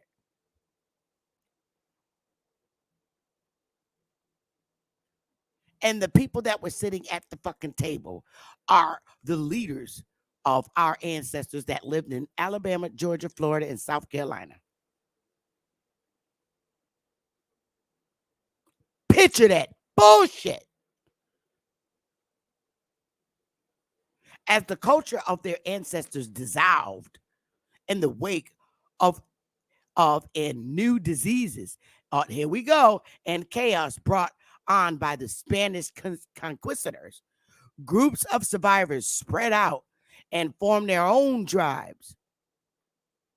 Yo, this shit is some bullshit. When you think of the niggas in Alabama, the niggas in Georgia, the niggas in Florida, and the niggas in South Carolina, ain't no fucking way those people sitting at that table, man, y'all, this shit. The Muskogee were comprised of not just a single tribe, but a union of several, forming the Muskogee Confederacy. Individual tribal towns shared common cultural traits while maintaining their own individual political power. Growth of the Confederacy was a combination of population growth, conquering and absorbing other tribes, and taking in refugees from tribes destroyed by European encroachment. So the guys at the fucking table, you can't make this shit up. Just keep the picture of them at the table. And niggas, they running the niggas in Alabama.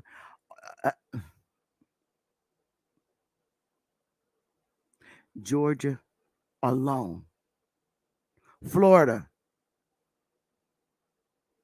and South Carolina. Tayshawn, what is his name? Darvis Baylock. Come on, y'all. They from South Carolina. Imagine 1,000 of them. And y'all know Tayshawn's temper. And Darvis' temper. All them 1,000. Get the fuck out of here. Picture that. Much of the lives of their ancestors were forever changed by the Spanish conquistadors.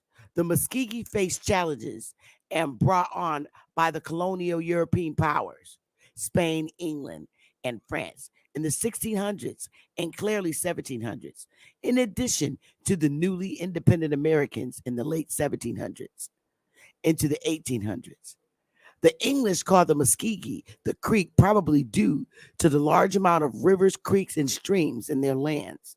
The English further divided the Muskegee into the Upper Creek, living along the Coosa and the Tallapoosa rivers, and the Lower Creeks, living along the Chattahoochee and Flint rivers. The lower tribes were closer to the English settlements and thus greatly influenced by English culture. That's what the fuck happens. Technologies and ways of thought. Dig of their brains. The Upper Creek tribes, through the benefit of distance from Europeans, were able to maintain more traditional ways of life. Neither distance nor familiarity with the Europeans and Americans would save the Muskegee from losing their lands and traditional ways of life. President George Washington believed Native Americans to be equals as people, but inferior in the ways of their society. He developed a plan, which was continued under President Thomas Jefferson, to assist the Native Americans in taking on the European American practices of private property ownership. There it is. And homesteads, farming, education, and religion, with the presumption that once they were civilized, they would be accepted by the American people as equals. The Muskegee were the first to adopt these practices, becoming the first of what became known as the 5 civilized tribes. A 19-year period of peace between the Muskegee people and the American government led to the ceding of Lower Creek lands, gave it up, in eastern Georgia to the United States, a federal road leading from New Orleans to Washington, D.C., and the adoption and success of cotton plantations, businesses, and slavery among the Muskegee. The construction of Fort Benjamin Hawkins in modern-day Macon, Georgia, served the dual purpose of protecting the Muskegee from the expansion of settlers, while also acting as a reminder to the Muskegee of U.S. rule. A rise in desire to return to traditional ways across the American frontier with the Native American land set into motion a permanent change to the Muskegee Confederacy, tired of broken treaties and the loss of sacred lands and traditional beliefs. The Shawnee leader, Tecumseh, began forming a confederacy of his own with the goal of putting aside tribal and cultural differences and putting up a united front against American, English, and French encroachment. Tecumseh, along with his healer, religious prophet, brother Lawlawitha, later to be called Tenskwatawa. Tenskwatawa, told various tribes that the willful secession of land and the turning of their backs on traditional ways had angered their gods. In March of 1811, before a visit by Tecumseh, the Tuckabatchee, one of the 4 Muskegee mother towns, a comet appeared. Tecumseh, whose name means shooting star, told the Muskegee that the comet signaled his coming, that he was sent by the Great Spirit, and that the Muskegee would be given a sign. After Tecumseh left, the sign appeared in the form of an earthquake. Sound like Moses, yo. This earthquake helped convince the Muskegee and other tribes that Tecumseh's cause was to be supported. Yo. The Red Stick War, also known as the Creek War of 1813-1814, began as a civil war within the Muskegee Nation, encouraged by the British, here they go, who were already involved with the United States in the War of 1812. The Red Sticks, the name derives from the red painted war clubs some Muskegee tribes use, were mostly from the Upper Creek towns, who mostly stayed true to traditional Muskogee practices, rather than adopting those of the Lower Creeks, who had closer contact with the Europeans and Americans and sought peace. A small party of Red Sticks killed 2 families of white settlers near Nashville, and the American government demanded the Red Sticks involved be returned over. Instead, older chiefs had the Red Sticks executed, a decision which sent the Muskogee into civil war. This is why what Chief's telling you was niggas fighting against niggas, yo. They, let's just listen. The Red Sticks' success at battles such as the Battle of Burnt Corn, the Fort Mims Massacre, and the Kimball James Massacre caused panic throughout the southeastern United States. Federal soldiers were committed to fighting the British and unavailable to face this new Southern threat. Tennessee, now you got Tennessee up there. Georgia and Mississippi sent out the call to raise a militia, joining with Lower Creek Muskogee and Cherokee warriors. General Andrew Jackson's Tennessee militia fought and pursued the Red Sticks through eastern Alabama, culminating in the Battle of Horseshoe Bend, March 27, 1814, and the defeat of the Red Sticks. See, Andrew Jackson's ass came out of the goddamn north with all the half-breeds and shit. This motherfucker had all the northern. You know what? I'm just gonna keep going. Remnants of the Red Stick continued to fight through August, but ultimately surrendered on August 9th, 1814. The history and the stories of the Red Sticks, the Lower Creek Muskogee, the Cherokee, and the American soldiers are preserved to this day for visitors at Horseshoe Bend National Military Park, 2 hours south of the Little River Canyon. The Muskogee on both sides of the conflict ultimately paid the price in losing 20 million acres of their ancestral lands. The Red Sticks, because of their hostility against the United States, and the Lower Creek Muskogee, because, according to General Andrew Jackson, they allowed the Red Sticks to revolt. The land surrendered by the Red Sticks largely makes up the state of Alabama, which was admitted to the Union in 1819. See, they was fighting because they wasn't going for this shit. Many of the Upper Creek Muskogee refused to surrender and escaped into Spanish Florida, where they allied themselves with the remnant tribes, forming the Seminole tribe. So you, all us niggas around here look like, man, you know what? What small lands remained for the Muskogee in central Alabama was not last. Settlers in Georgia poured into Native American lands, in large part due to the discovery of gold in the northern Georgia.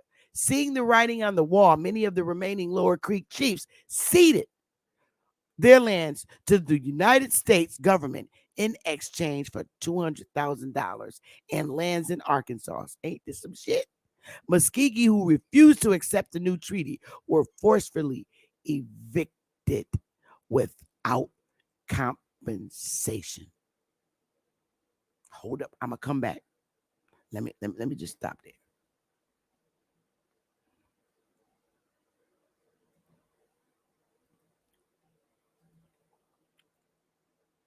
You are witnessing how our ancestors were pushed off their lands through these wars. Our people was not trying to leave. Listen, do you notice in that whole fucking story that they ain't speak not once about African Americans? You got to look at shit for what it is. Not one time in all that reading. What was it? What was the African Americans doing? Sitting around just looking like this. Well, you think we still gonna be doing cotton, sir? You think we still gonna pick cotton, sir? Or were they the ones fighting them to keep their fucking land? Wake up. Not one time did they mention anything about what happened to the African Americans. What happened to all these slaves? They didn't even mention black people. because that was us. This is the part of history they don't want you to know. Ain't no fucking way them little swingy looking dudes sitting up before Congress is over all these thousands of niggas.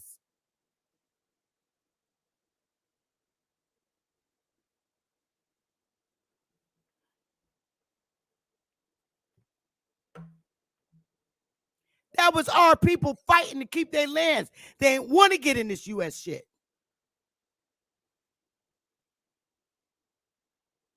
Look at the people that live in Georgia, Florida, Alabama, all these states now. They're the same people that been there forever. They just blacked out. You became black. You became a nigga. You became colored. You're unrecognized and nothing. And this government. And the only ones that are recognized are the sucker sellout ones. And they ain't even the real fucking people. They were the original slaves.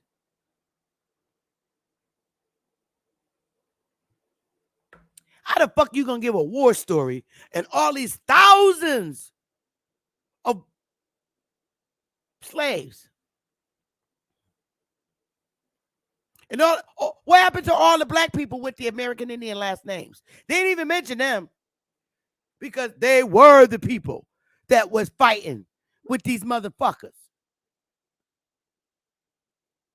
All the black people got American Indian last names. They ain't mentioned that one nigga slave in that whole story about the war. What was the niggas doing? I tell you, fuck them up with their own stories and their own information. It's easy. Don't come in here with no fucking dashiki. Because y'all wasn't even on the crime scene. Matter of fact, you're too fucking scary. None of y'all dashiki. Where there was no dashiki African on the motherfucking crime scene.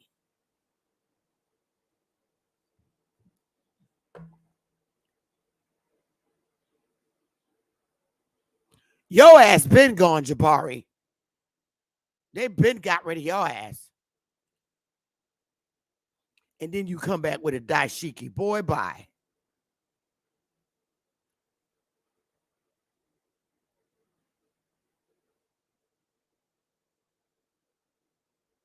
All these wars of Indian wars that you hear about were our ancestors.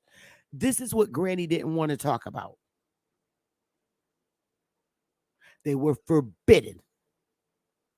This government had a new way of what they wanted in our minds, in our spirits, and everything to go along with their Sunday school church. Turn the cheek. Leave it in the Lord's hand.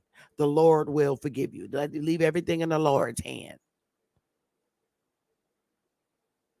Gave you, straight up, gave you the Bible and took your fucking land. That's a fact. Be a good Christian. Let this here white boy live next door to you down the way here. He gonna take 5 acres out of your 20. Just pray to the Lord and forgive you and be good to you and be good. Get your ass out of here.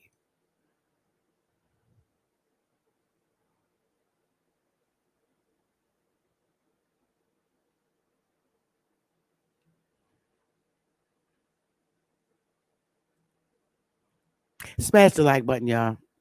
This is the kind of shit that really pisses me off because I know my people in my community are very, very vulnerable. And they don't read this. So they listen to people like Jabari's and them funky asses. Oh, man, where did my thing go?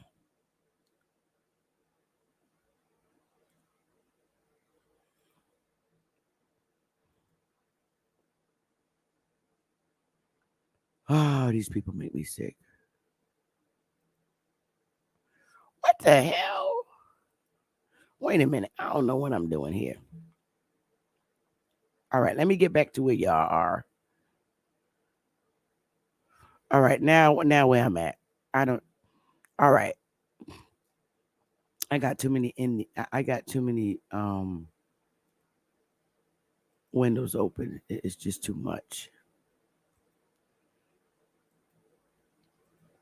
That's what the problem is right there. All right, let's get back, y'all. We're almost done. Howdy do. All right, now that's better. My PowerPoint. Is this it? Why do I got? All right. Yeah, these were our slave masters. Get your ass out of here. To see that, it just makes me spit. Okay, we did this. We did this. Trying to get back to where we were. All right, we were right here. When Andrew Jackson was elected president in 1829, U.S. policy towards American Indians would change rapidly. No longer would different American Indian tribes be treated, because Native wasn't even used back then, as separate nations. They were seen all as one. And his plan was to move all tribes east of the Mississippi River to Oklahoma. Who the fuck are you to come in here to do that? To nations that existed here for thousands and thousands and thousands and thousands of years. Seriously. They're literally moving all the niggas, and nobody can see that. Moving all the niggas. The ones that what all the people with the American Indian last names. Shit is funny, right? Now you see this shit for what it is. This whole time, they ain't even talking about the black people. They ain't talking about no runaway slaves or nothing. What was they doing? They was fighting. That's why. Because that's who the fuck they was fighting. The American Indians. The Indian Removal Act was signed into law on June 30, 1830.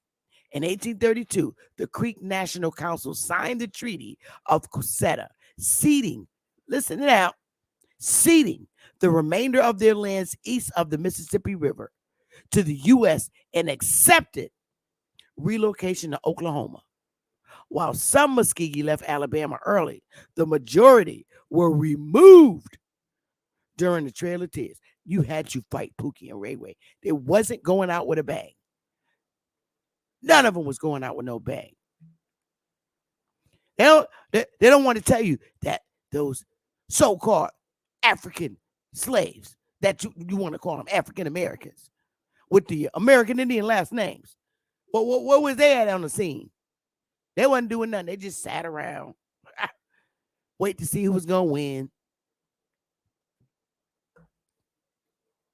I'm sick of the lies. Now, this is some funny shit. The Muskegee Creek, 1600 to 1840. Red Stick leader William Weatherford, Red Eagle. Okay, there's his European name, the American Indian name, William Weatherford. But his Indian name was Red Eagle. Surrenders to Andrew Jackson after the Battle of Horseshoe Bend. Jackson was so impressed with the Weatherfords' boldness to surrender in person that he let him go. Now, wait, look at how the fuck they got the leader in the coloring book. This is what I tell you. People like Jabari and them will draw this kind of shit. Now, there you go. Now, make that picture and make it make sense. Silas Jefferson. That's his given European name. Silas Jefferson, also known as Hotokulomiko, Wind Clan Chief, was born in 1835 at Tuskegee Town, or Tuskegee, in the Oak Creek Nation. His parents were Betsy and Jeffrey McNack. Jefferson emigrated with his parents to the Creek lands in the Indian Territory in 1838. Now, who the fuck wrote this? This white dude here, Gary Zeller. Who the fuck are you? And why are you writing our history? This is shit I'm talking about. Get your ass out of here. Well, at least you told the truth and you put the right picture. But I'm just saying. He's a chief. How you a chief?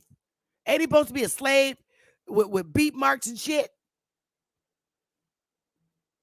Now, let's compare it. Make this make sense. Make it make sense, y'all. The chief on the left, chief on the right. I know it's 2 different times, but it ain't that goddamn far away. He was 5 years old when this motherfucker on the left supposedly had been chief. Get your ass out of here.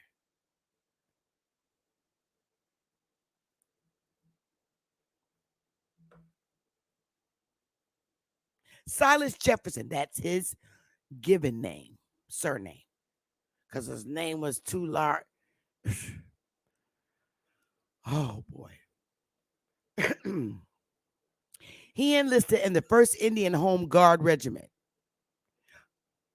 During the Civil War and after the war, became very involved in politics.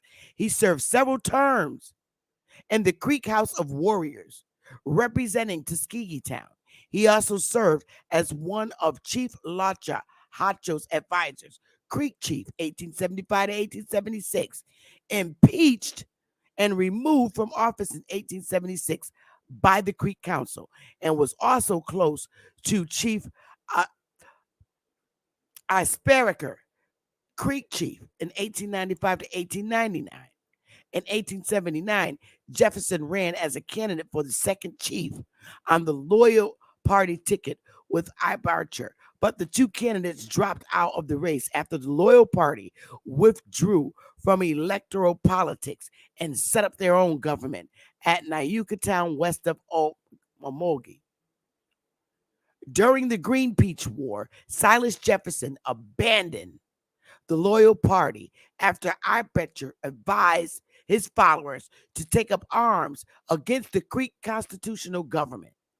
After the outbreaks that summer, he worked diligently to bring the warring factions together. He remained involved in Creek politics until tribal dissolution in 1906. Okay, y'all. So you seeing right here who's being dismantled. Your ancestors. Fire, please.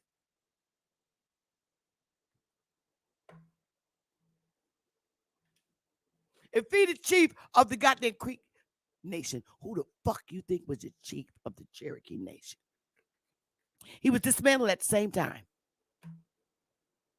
He also served as one of the principal informants regarding the Creek culture and religion for anthropologists John Swatton and Frank Speck when they were collecting information on Creek life for the Smithsonian Institute. In early 20th century, Silas Jefferson died in 1913 or 1914 near Beggs, Oklahoma.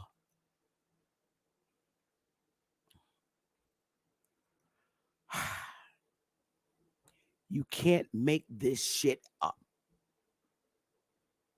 He had an Indian name. Now, look at him. Where's all the African Americans? They were fucking fighting in war for their land because of the extinguishment and disbandment.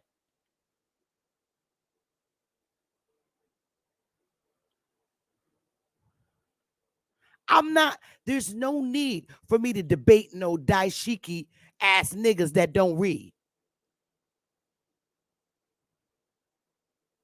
But when Pookie and Ray Ray that's over there wearing the daishikis find this shit out, I feel sorry for Jabari, Saynetta, and Garfield. I do. Y'all know we know how Pookie act. And Pookie been donating money to them and shit. This shit gonna get ugly. We ain't gotta do shit.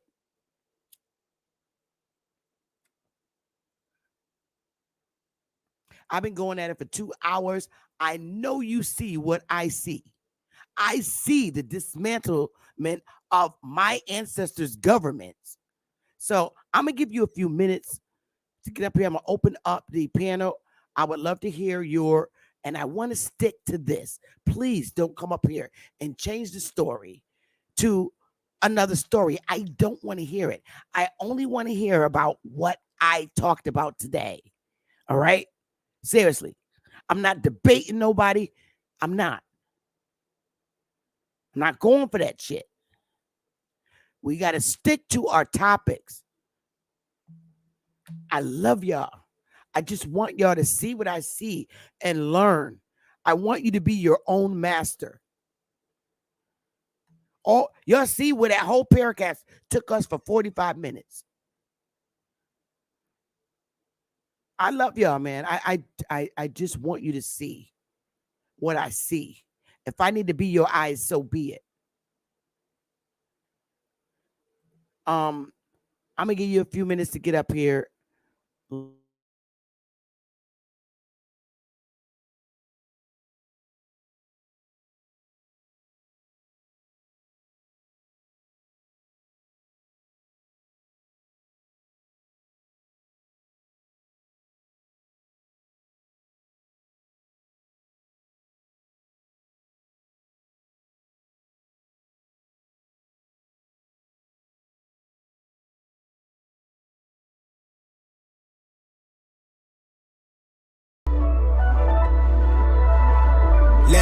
I'm high off a round of applause, taking the cash to deposit. All of that talking is polished. Straight out the gate, they sing praise, but I'm unapproachable, saving. Can't tell me shit, I've been on one. Losing my grip and I'm slipping. We still alive, it ain't living. Anxiety fall through to cripple me. Your calls going missing. The devil busy, he tempt me. Too much elixir, my enemy. In my mind, it's like 10 of me. They don't sound like your symphony. Sucking all of my energy. I'm not asking for empathy. Unless it's for the babies of the street, they a product of colic. Reality is running up to rob me of my sleep. The world been cold as gravity is pushing down, it's hard to breathe. Still it's solid on one knee. My pen is hollow, let it bleed. Trying to convince me that you give a fuck about my needs. How you finna fix the issue y'all don't even see? You can miss me with them empty gestures. I do more to get by without it. I'm a living legend. You say you was ride or die. I'ma need you by my side, yeah. I've been living on the edge, just trying to get it together. Tell me, can you hold me down? Tell me, can you hold me down?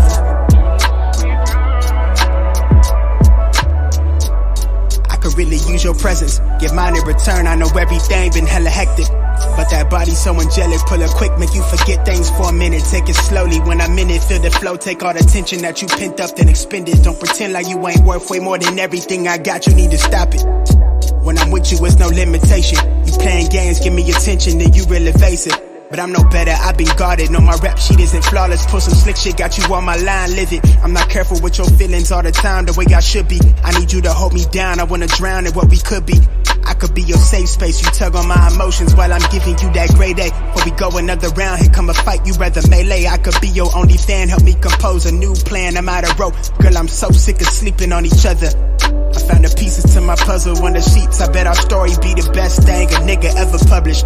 I wanna know you trust me, everything been going up, but I ain't seen you in a minute. Know the topic real touchy, the grind real stressful. Know you fine, but you special, intertwined in my thoughts, the way I'm living in the moment.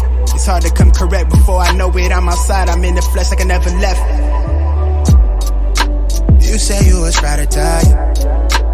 I'ma need you by my side, yeah. I've been living on the edge, just trying to get it together. Tell me, can you hold me down? Tell me, can you hold me down?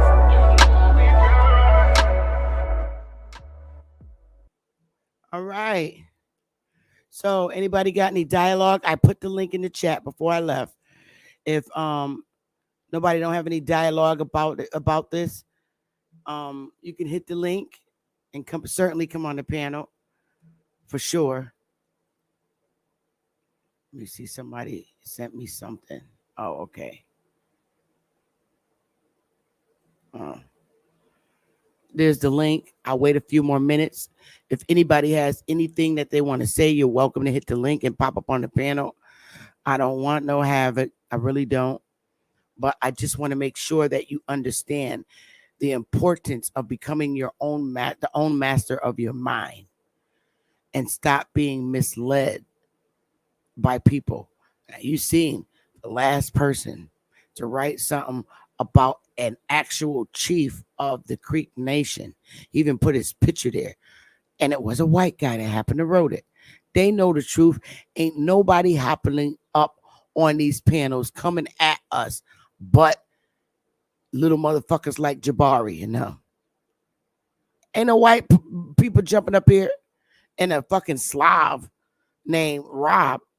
But he got a little problem because he's a Slav from a Slavic country.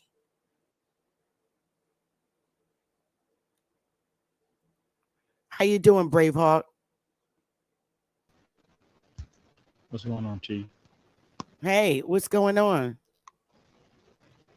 I keep calling. I'm just listening to the info. You're doing a great job. Thank you. I appreciate it. The info that kinfolk be like at the same time. Thank you, Kahi. I mean, I no white people are jumping up on our YouTube panels, disputing the facts, because I'm reading their literature, and some of it makes sense, and some of it don't. I mean, I have to put the visuals in my head, and I'm looking at all those people in that Coliseum. I'm like, wait a minute, something's not right here. They're saying they removed all these people. What happened to the so-called African Americans? Where did they go? They don't even talk about them no more. They just moved us on paper, Chief Morning Thunder. That's it. That's it, baby. It's just more paper fucking genocide while they outcast us to the fringes of society. That's You all know, they can do. urban Indians. And then, you know, our enemies or these lost boys that live in our land, they live in suburban neighborhoods. Yeah. It's all in the wordplay. These motherfuckers are just dancing on paper. They ain't had no fucking standing army over here in the flesh. This shit is all on paper. You ain't never lied. And it was a lot of our own people that was working with them too. Yeah. It's like, man, that was the only way they could have been successful at it, with our own people. Facts. It's the only way. Ain't no way. Look, man, I've read plenty of material from the time period. We didn't have no pale folks in the South. Not like they're instituting. And I'm like, and if we we had light, bright niggas. We didn't have no white people in the South. And we don't need white people to have some light, bright niggas neither. Facts. But we had them, and that's a fact. I have mulatto people in my family that look more to their European side. But I'm saying, you write a story, and you're supposed to have all these 80,000 of people. So if it's 80,000 people that you move, where's the African Americans? With what army? And why do all of us have American Indian last names? You didn't speak about us. First, middle, and last name. Shit. It's just like you said, like the people who stayed behind, those were the ones who got reclassified. That's all that happened. And like where I'm in central Alabama, in a city called Wetumpka. But all my family is from right off the Tallapoosa River. It's called Cowlaja. And what happened was they came in and just basically, you know, flooded that area when they created like the dam, Lake Martin Dam. Mm-hmm. Flood those people out. Kind of like the same thing they did over in Georgia with Lake Lanier. Yep, and in Maryland with Lake Roland. Yep, and so those people, like in my area, like right around central Alabama, when they flooded out after the Creek Wars and all that, those people left and went to so-called Indian territory, which was Tulsa, Oklahoma, and they found it, you know, what we now know as Black Wall Street. All those people were Creek Indians who just came from central Alabama after, you know, Andrew Jackson came in and, you know, wreaked havoc in the Battle of Horseshoe Bend. Muskogee and Miccosukee. Yep. I saw how they was like forming with each other and became the Seminole because they were a mixture of a bunch of them. So Seminole is a confederacy. Right. You know, it's Seminole people. Seminole people. The Seminole people, not Seminole or Seminole, but Seminole, as in the principal people. Where Braveheart, you said you were in Upper Creek or Lower Creek? Upper. And they were all creeks. They were separated. They separated from each other, right? They were warring because of each one's different opinions and religion and stuff.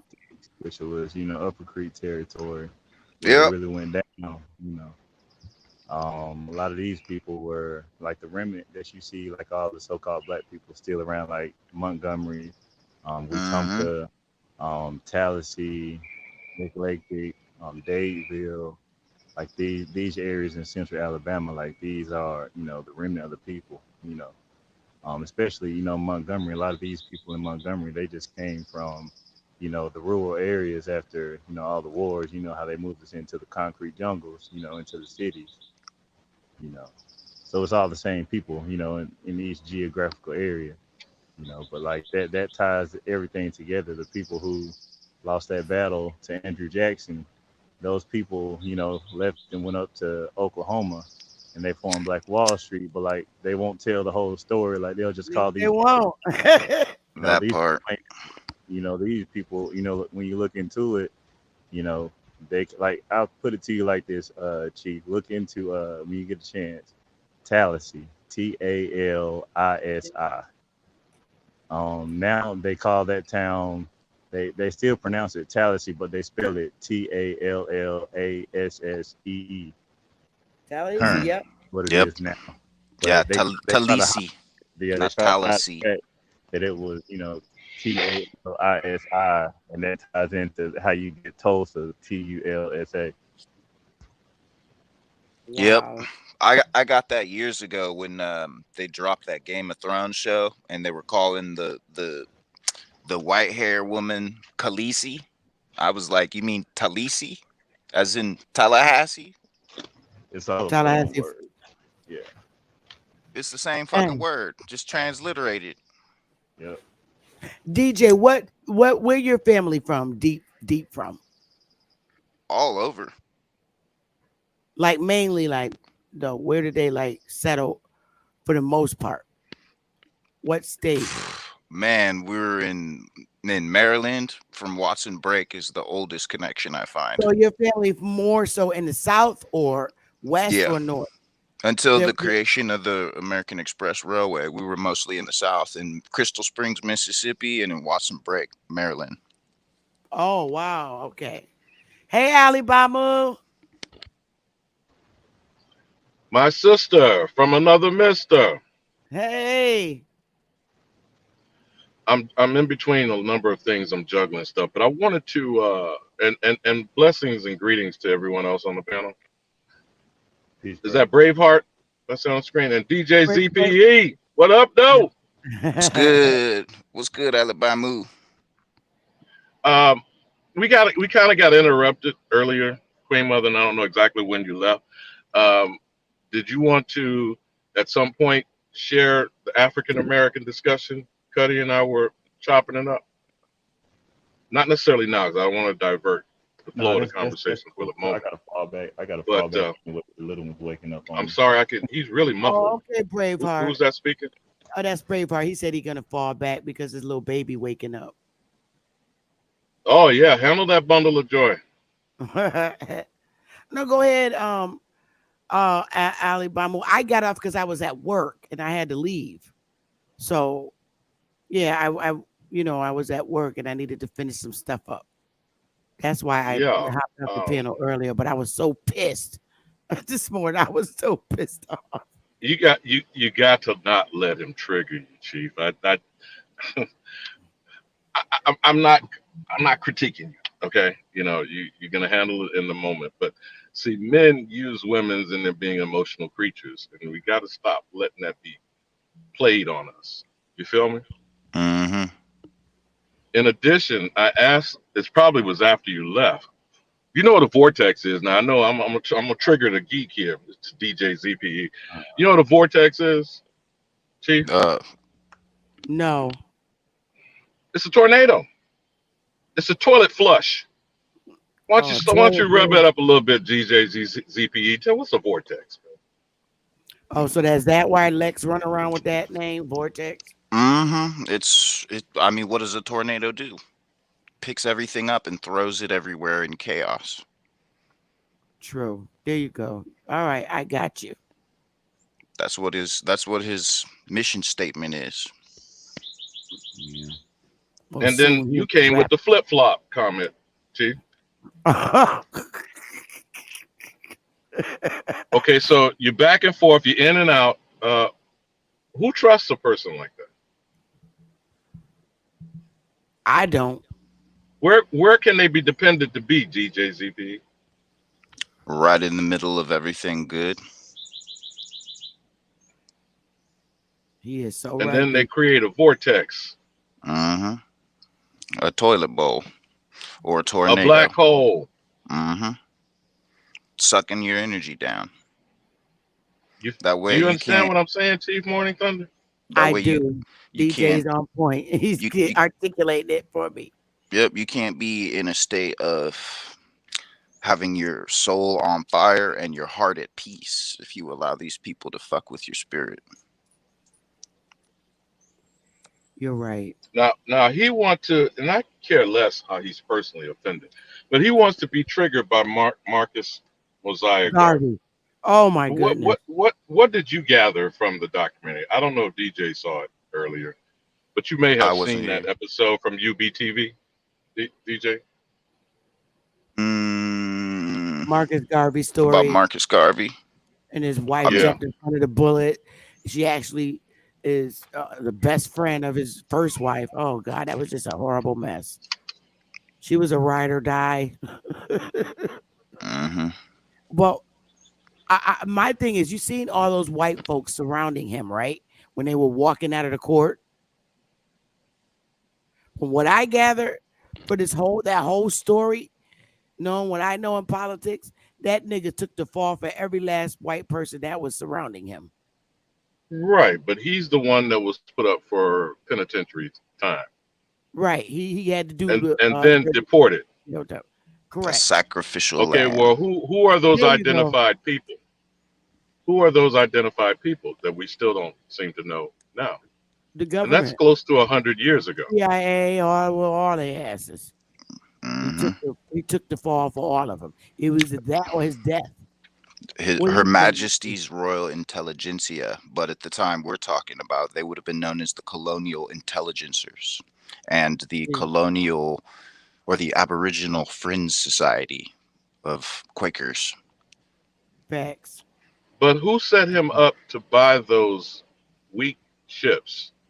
The Black Star Line was a reflection of the White Star Line, if I'm not mistaken, DJ. At that time. Yep, there's always So two sides. Where did the funding come from, Chief?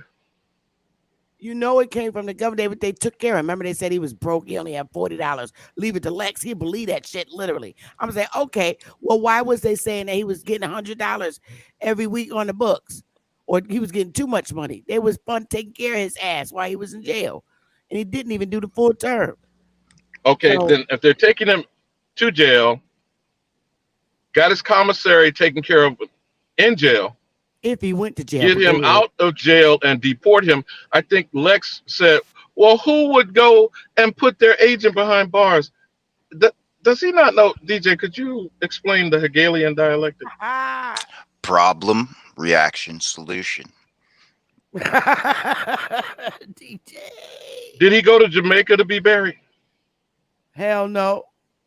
Did he ever step foot on Mother Africa while we're watching Sean Connery play Alan Quatermain? You ever seen that movie?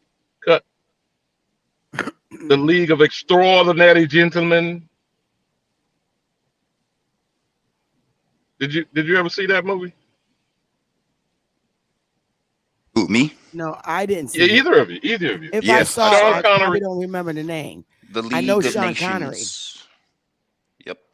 The League of Extraordinary Gentlemen. Your alchemist. Had Jekyll and Hyde. Had a vampirist. Yep. Had the Invisible Man, who's a spy. Yeah. Had Dorian Gray, who never aged because his portrait got older. Mystical spell. I'm sorry. Does Mr. Vortex claim he's a mystic? I don't even think he was killed. I think he just went somewhere under a new identity and died there. And then Alan Quatermain, played by Sean Connery, the gentleman spy, 007, James Bond. What was Alan Quatermain's character supposed to be, DJ ZP?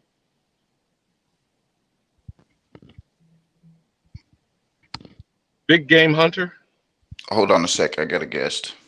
Yeah, the big game hunter in Africa, the safari hunter, the And lion supposedly hunter. a witch doctor kept him from dying. Chief Morning Thumb? I didn't see. I didn't. I don't remember the movie, but I bet if I watch it, I probably saw it. I don't remember the name. Because you'll see it now with different eyes. Correct. When you realize the white South Africana, hello, is the African. Facts. You feel me? I do. Now, we're being led to believe that Joseph Robinette Biden Jr. or John Fitzgerald Kennedy are the true Irishmen. Or that Sean Connery is a true Scots. And the word Scotch means dark complexion, like swarthy, like tawny, right? So the Scots Irish are the black Irish?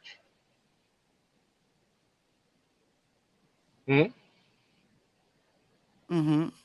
The Celtic is the melanated Aboriginal in Ireland, Wales, Scotland, and the land of Angland, land of Angles, land of angels. I'm not trying to take you down a rabbit hole. What's the name of that movie again? The League of Extraordinary Gentlemen.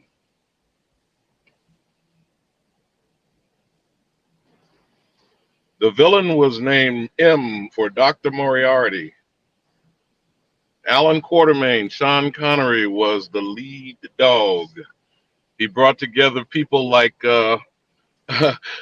is DJ back with us? Do you remember the Indian that was supposed to be the pirate that was on the submarine, the Nautilus? You got Jekyll and Hyde, the doctor who became this humongous, like Hulk-like creature when he drank his serum. The woman was a vampire. And they also had the Dorian Gray, who was supposedly immortal because his enchanted portrait would be what would age and not him. All in this movie? All in that movie. So-called mythological tales. I got to look it up. It's old. Does it have talking in it, right? Oh, good, because I don't want to watch no movie that ain't got no talking like that other one. You know what was funny? Is DJ back with us? Tom Sawyer, which was the American character. This is the Tom Sawyer mythology of Huckleberry Finn. Oh, boy. The Adventures of Tom Sawyer.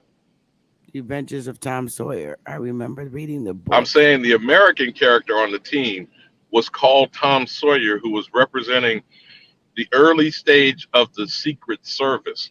The date of this particular tale, if you will, was the turn of the century from 1899. And how, supposedly things were being put into place, chess pieces were being moved to get the world at each other's throats, leading into World War I. Now, of course, this is a Hollywood narrative, but what parts could we glean and discern as we, disseminate and try to read the tea leaves of getting the kernels of truth in all the lies and the fraud, propaganda, and the narrative? Because every lie sits on a kernel of truth, doesn't it? I'm back. And yes, every lie does sit on a kernel of truth. As they say, every myth has its foundation in truth. Now, I was asking her, did you remember the American character was called Tom Sawyer? He was supposed to be an agent of the incipient Secret Service. Mm-hmm. And he brought the Winchester rifle to impress Alan Quartermain, Chief Morning Thunder. Yep.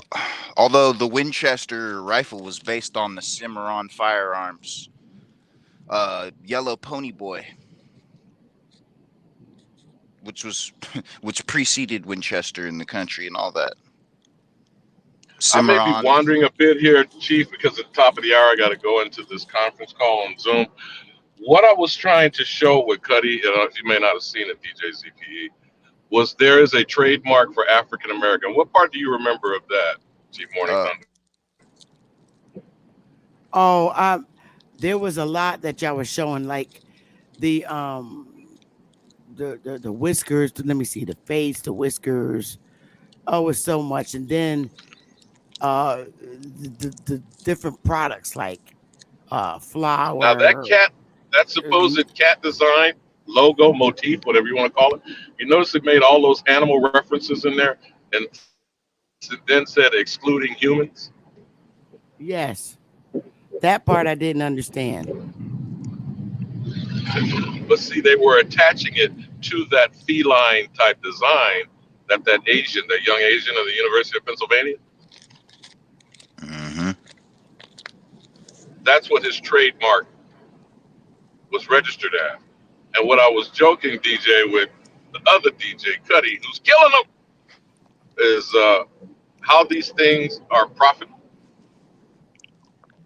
And they're profiting off at the expense of Negro-colored blacks who are now being called African Americans and becoming 21st century commodities and products. Via the National Endowment of the Arts. Yes, sir. It allows them to claim our heritage for the purpose of commerce. Now, if you'd like to Google one part that you may have left before we got to there, is the Urban League and owning of the trademarks that the National Urban League has. I don't know if you or DJ want to maybe pull that up. Have you seen that before? It's on the Justia website that we were browsing and searching this morning. Yeah, I have it in one of my 400 open tabs somewhere. 400 open tabs. Now, since this is in your bailiwick, Chief, before I leave you on this thought, the National Urban League is allegedly a 501c3, right? Mm-hmm. Correct. A religious its agenda organization. is supposedly its agenda allegedly is to get jobs for so-called in the urban centers of this enterprise I think of as the United Snakes of America. Now, where are those jobs being created and where are the businesses owned by the Aboriginal Americans? Absolutely none. When you find them, let me know. That part. We don't have a Seriously. charter. We don't have a charter, Exactly. so how can we conduct in commerce without a royal charter? Correct. Not that they actually have a royal charter. I mean, I can just you tell wanted me y'all where to they are, consider Obama?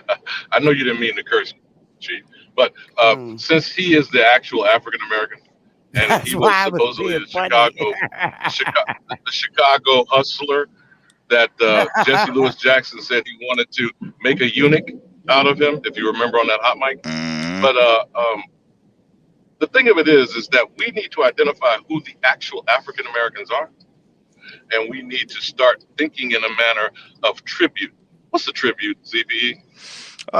It's a gift, a payment of sorts, something to assuage angry spirits and hurt feelings. Now, that's one way of looking at it. What does it mean when it says in the scripture, render unto Caesar what is Caesar's? Well, that means that would mean jubilee, returning everything that's been taken. And so to render unto the Aboriginal what is the Aboriginal. Could you go with that, Chief? Could you go with the scripture in that form or fashion? Can I go with that? Render unto the Aboriginal what is the What was taken. Aboriginals. Correct. That means everything. That is what the scripture said about render unto Caesar, does it not? Yes, it does. So that means give every goddamn thing back and leave, Okay. and leave, I and leave, and think leave my too. I think my work here is done. I'm going to step down off the witness stand. You and DJ have a wonderful afternoon. Good to hear from you, Alabama. Yeah, I'm about to get out of here too. We're approaching 3 hours. Did you want to say anything else, DJ, before I get out of here? Nah, just prosperity and love to the peoples. Well, then I got to say, in parting, love and peace and Afro Sheen hair grease on the soul train.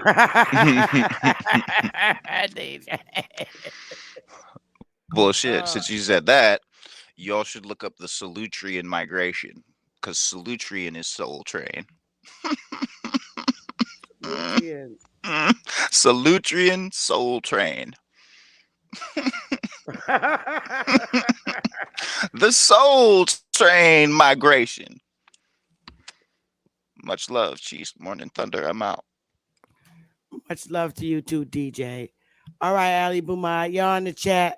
Smash the like button before y'all jet out. I appreciate y'all for joining in. I'm about to get out of here. I think I proved my point today. Tomorrow, there's more to those slides.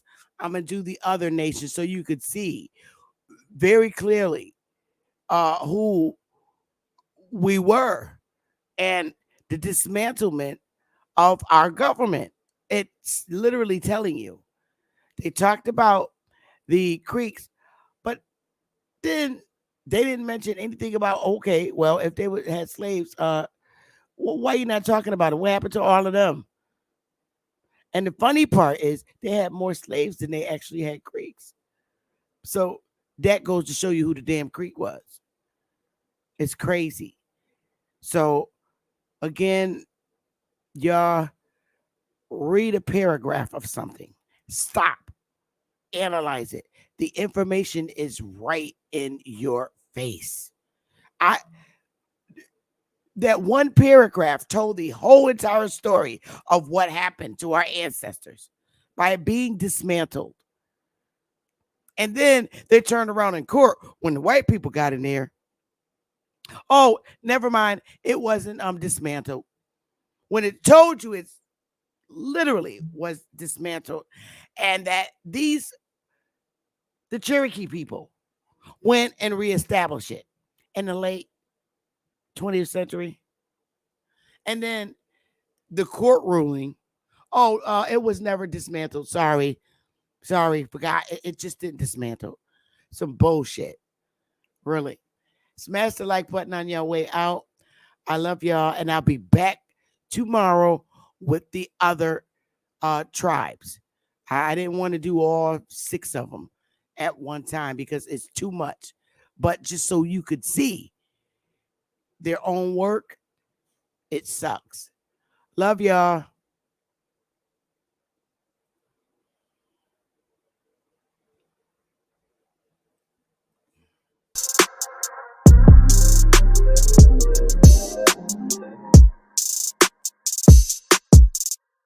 Time's been moving slowly, so we already in too deep. Can't get no sleep on each other, heavy teasing all day, and when the sun sets, you act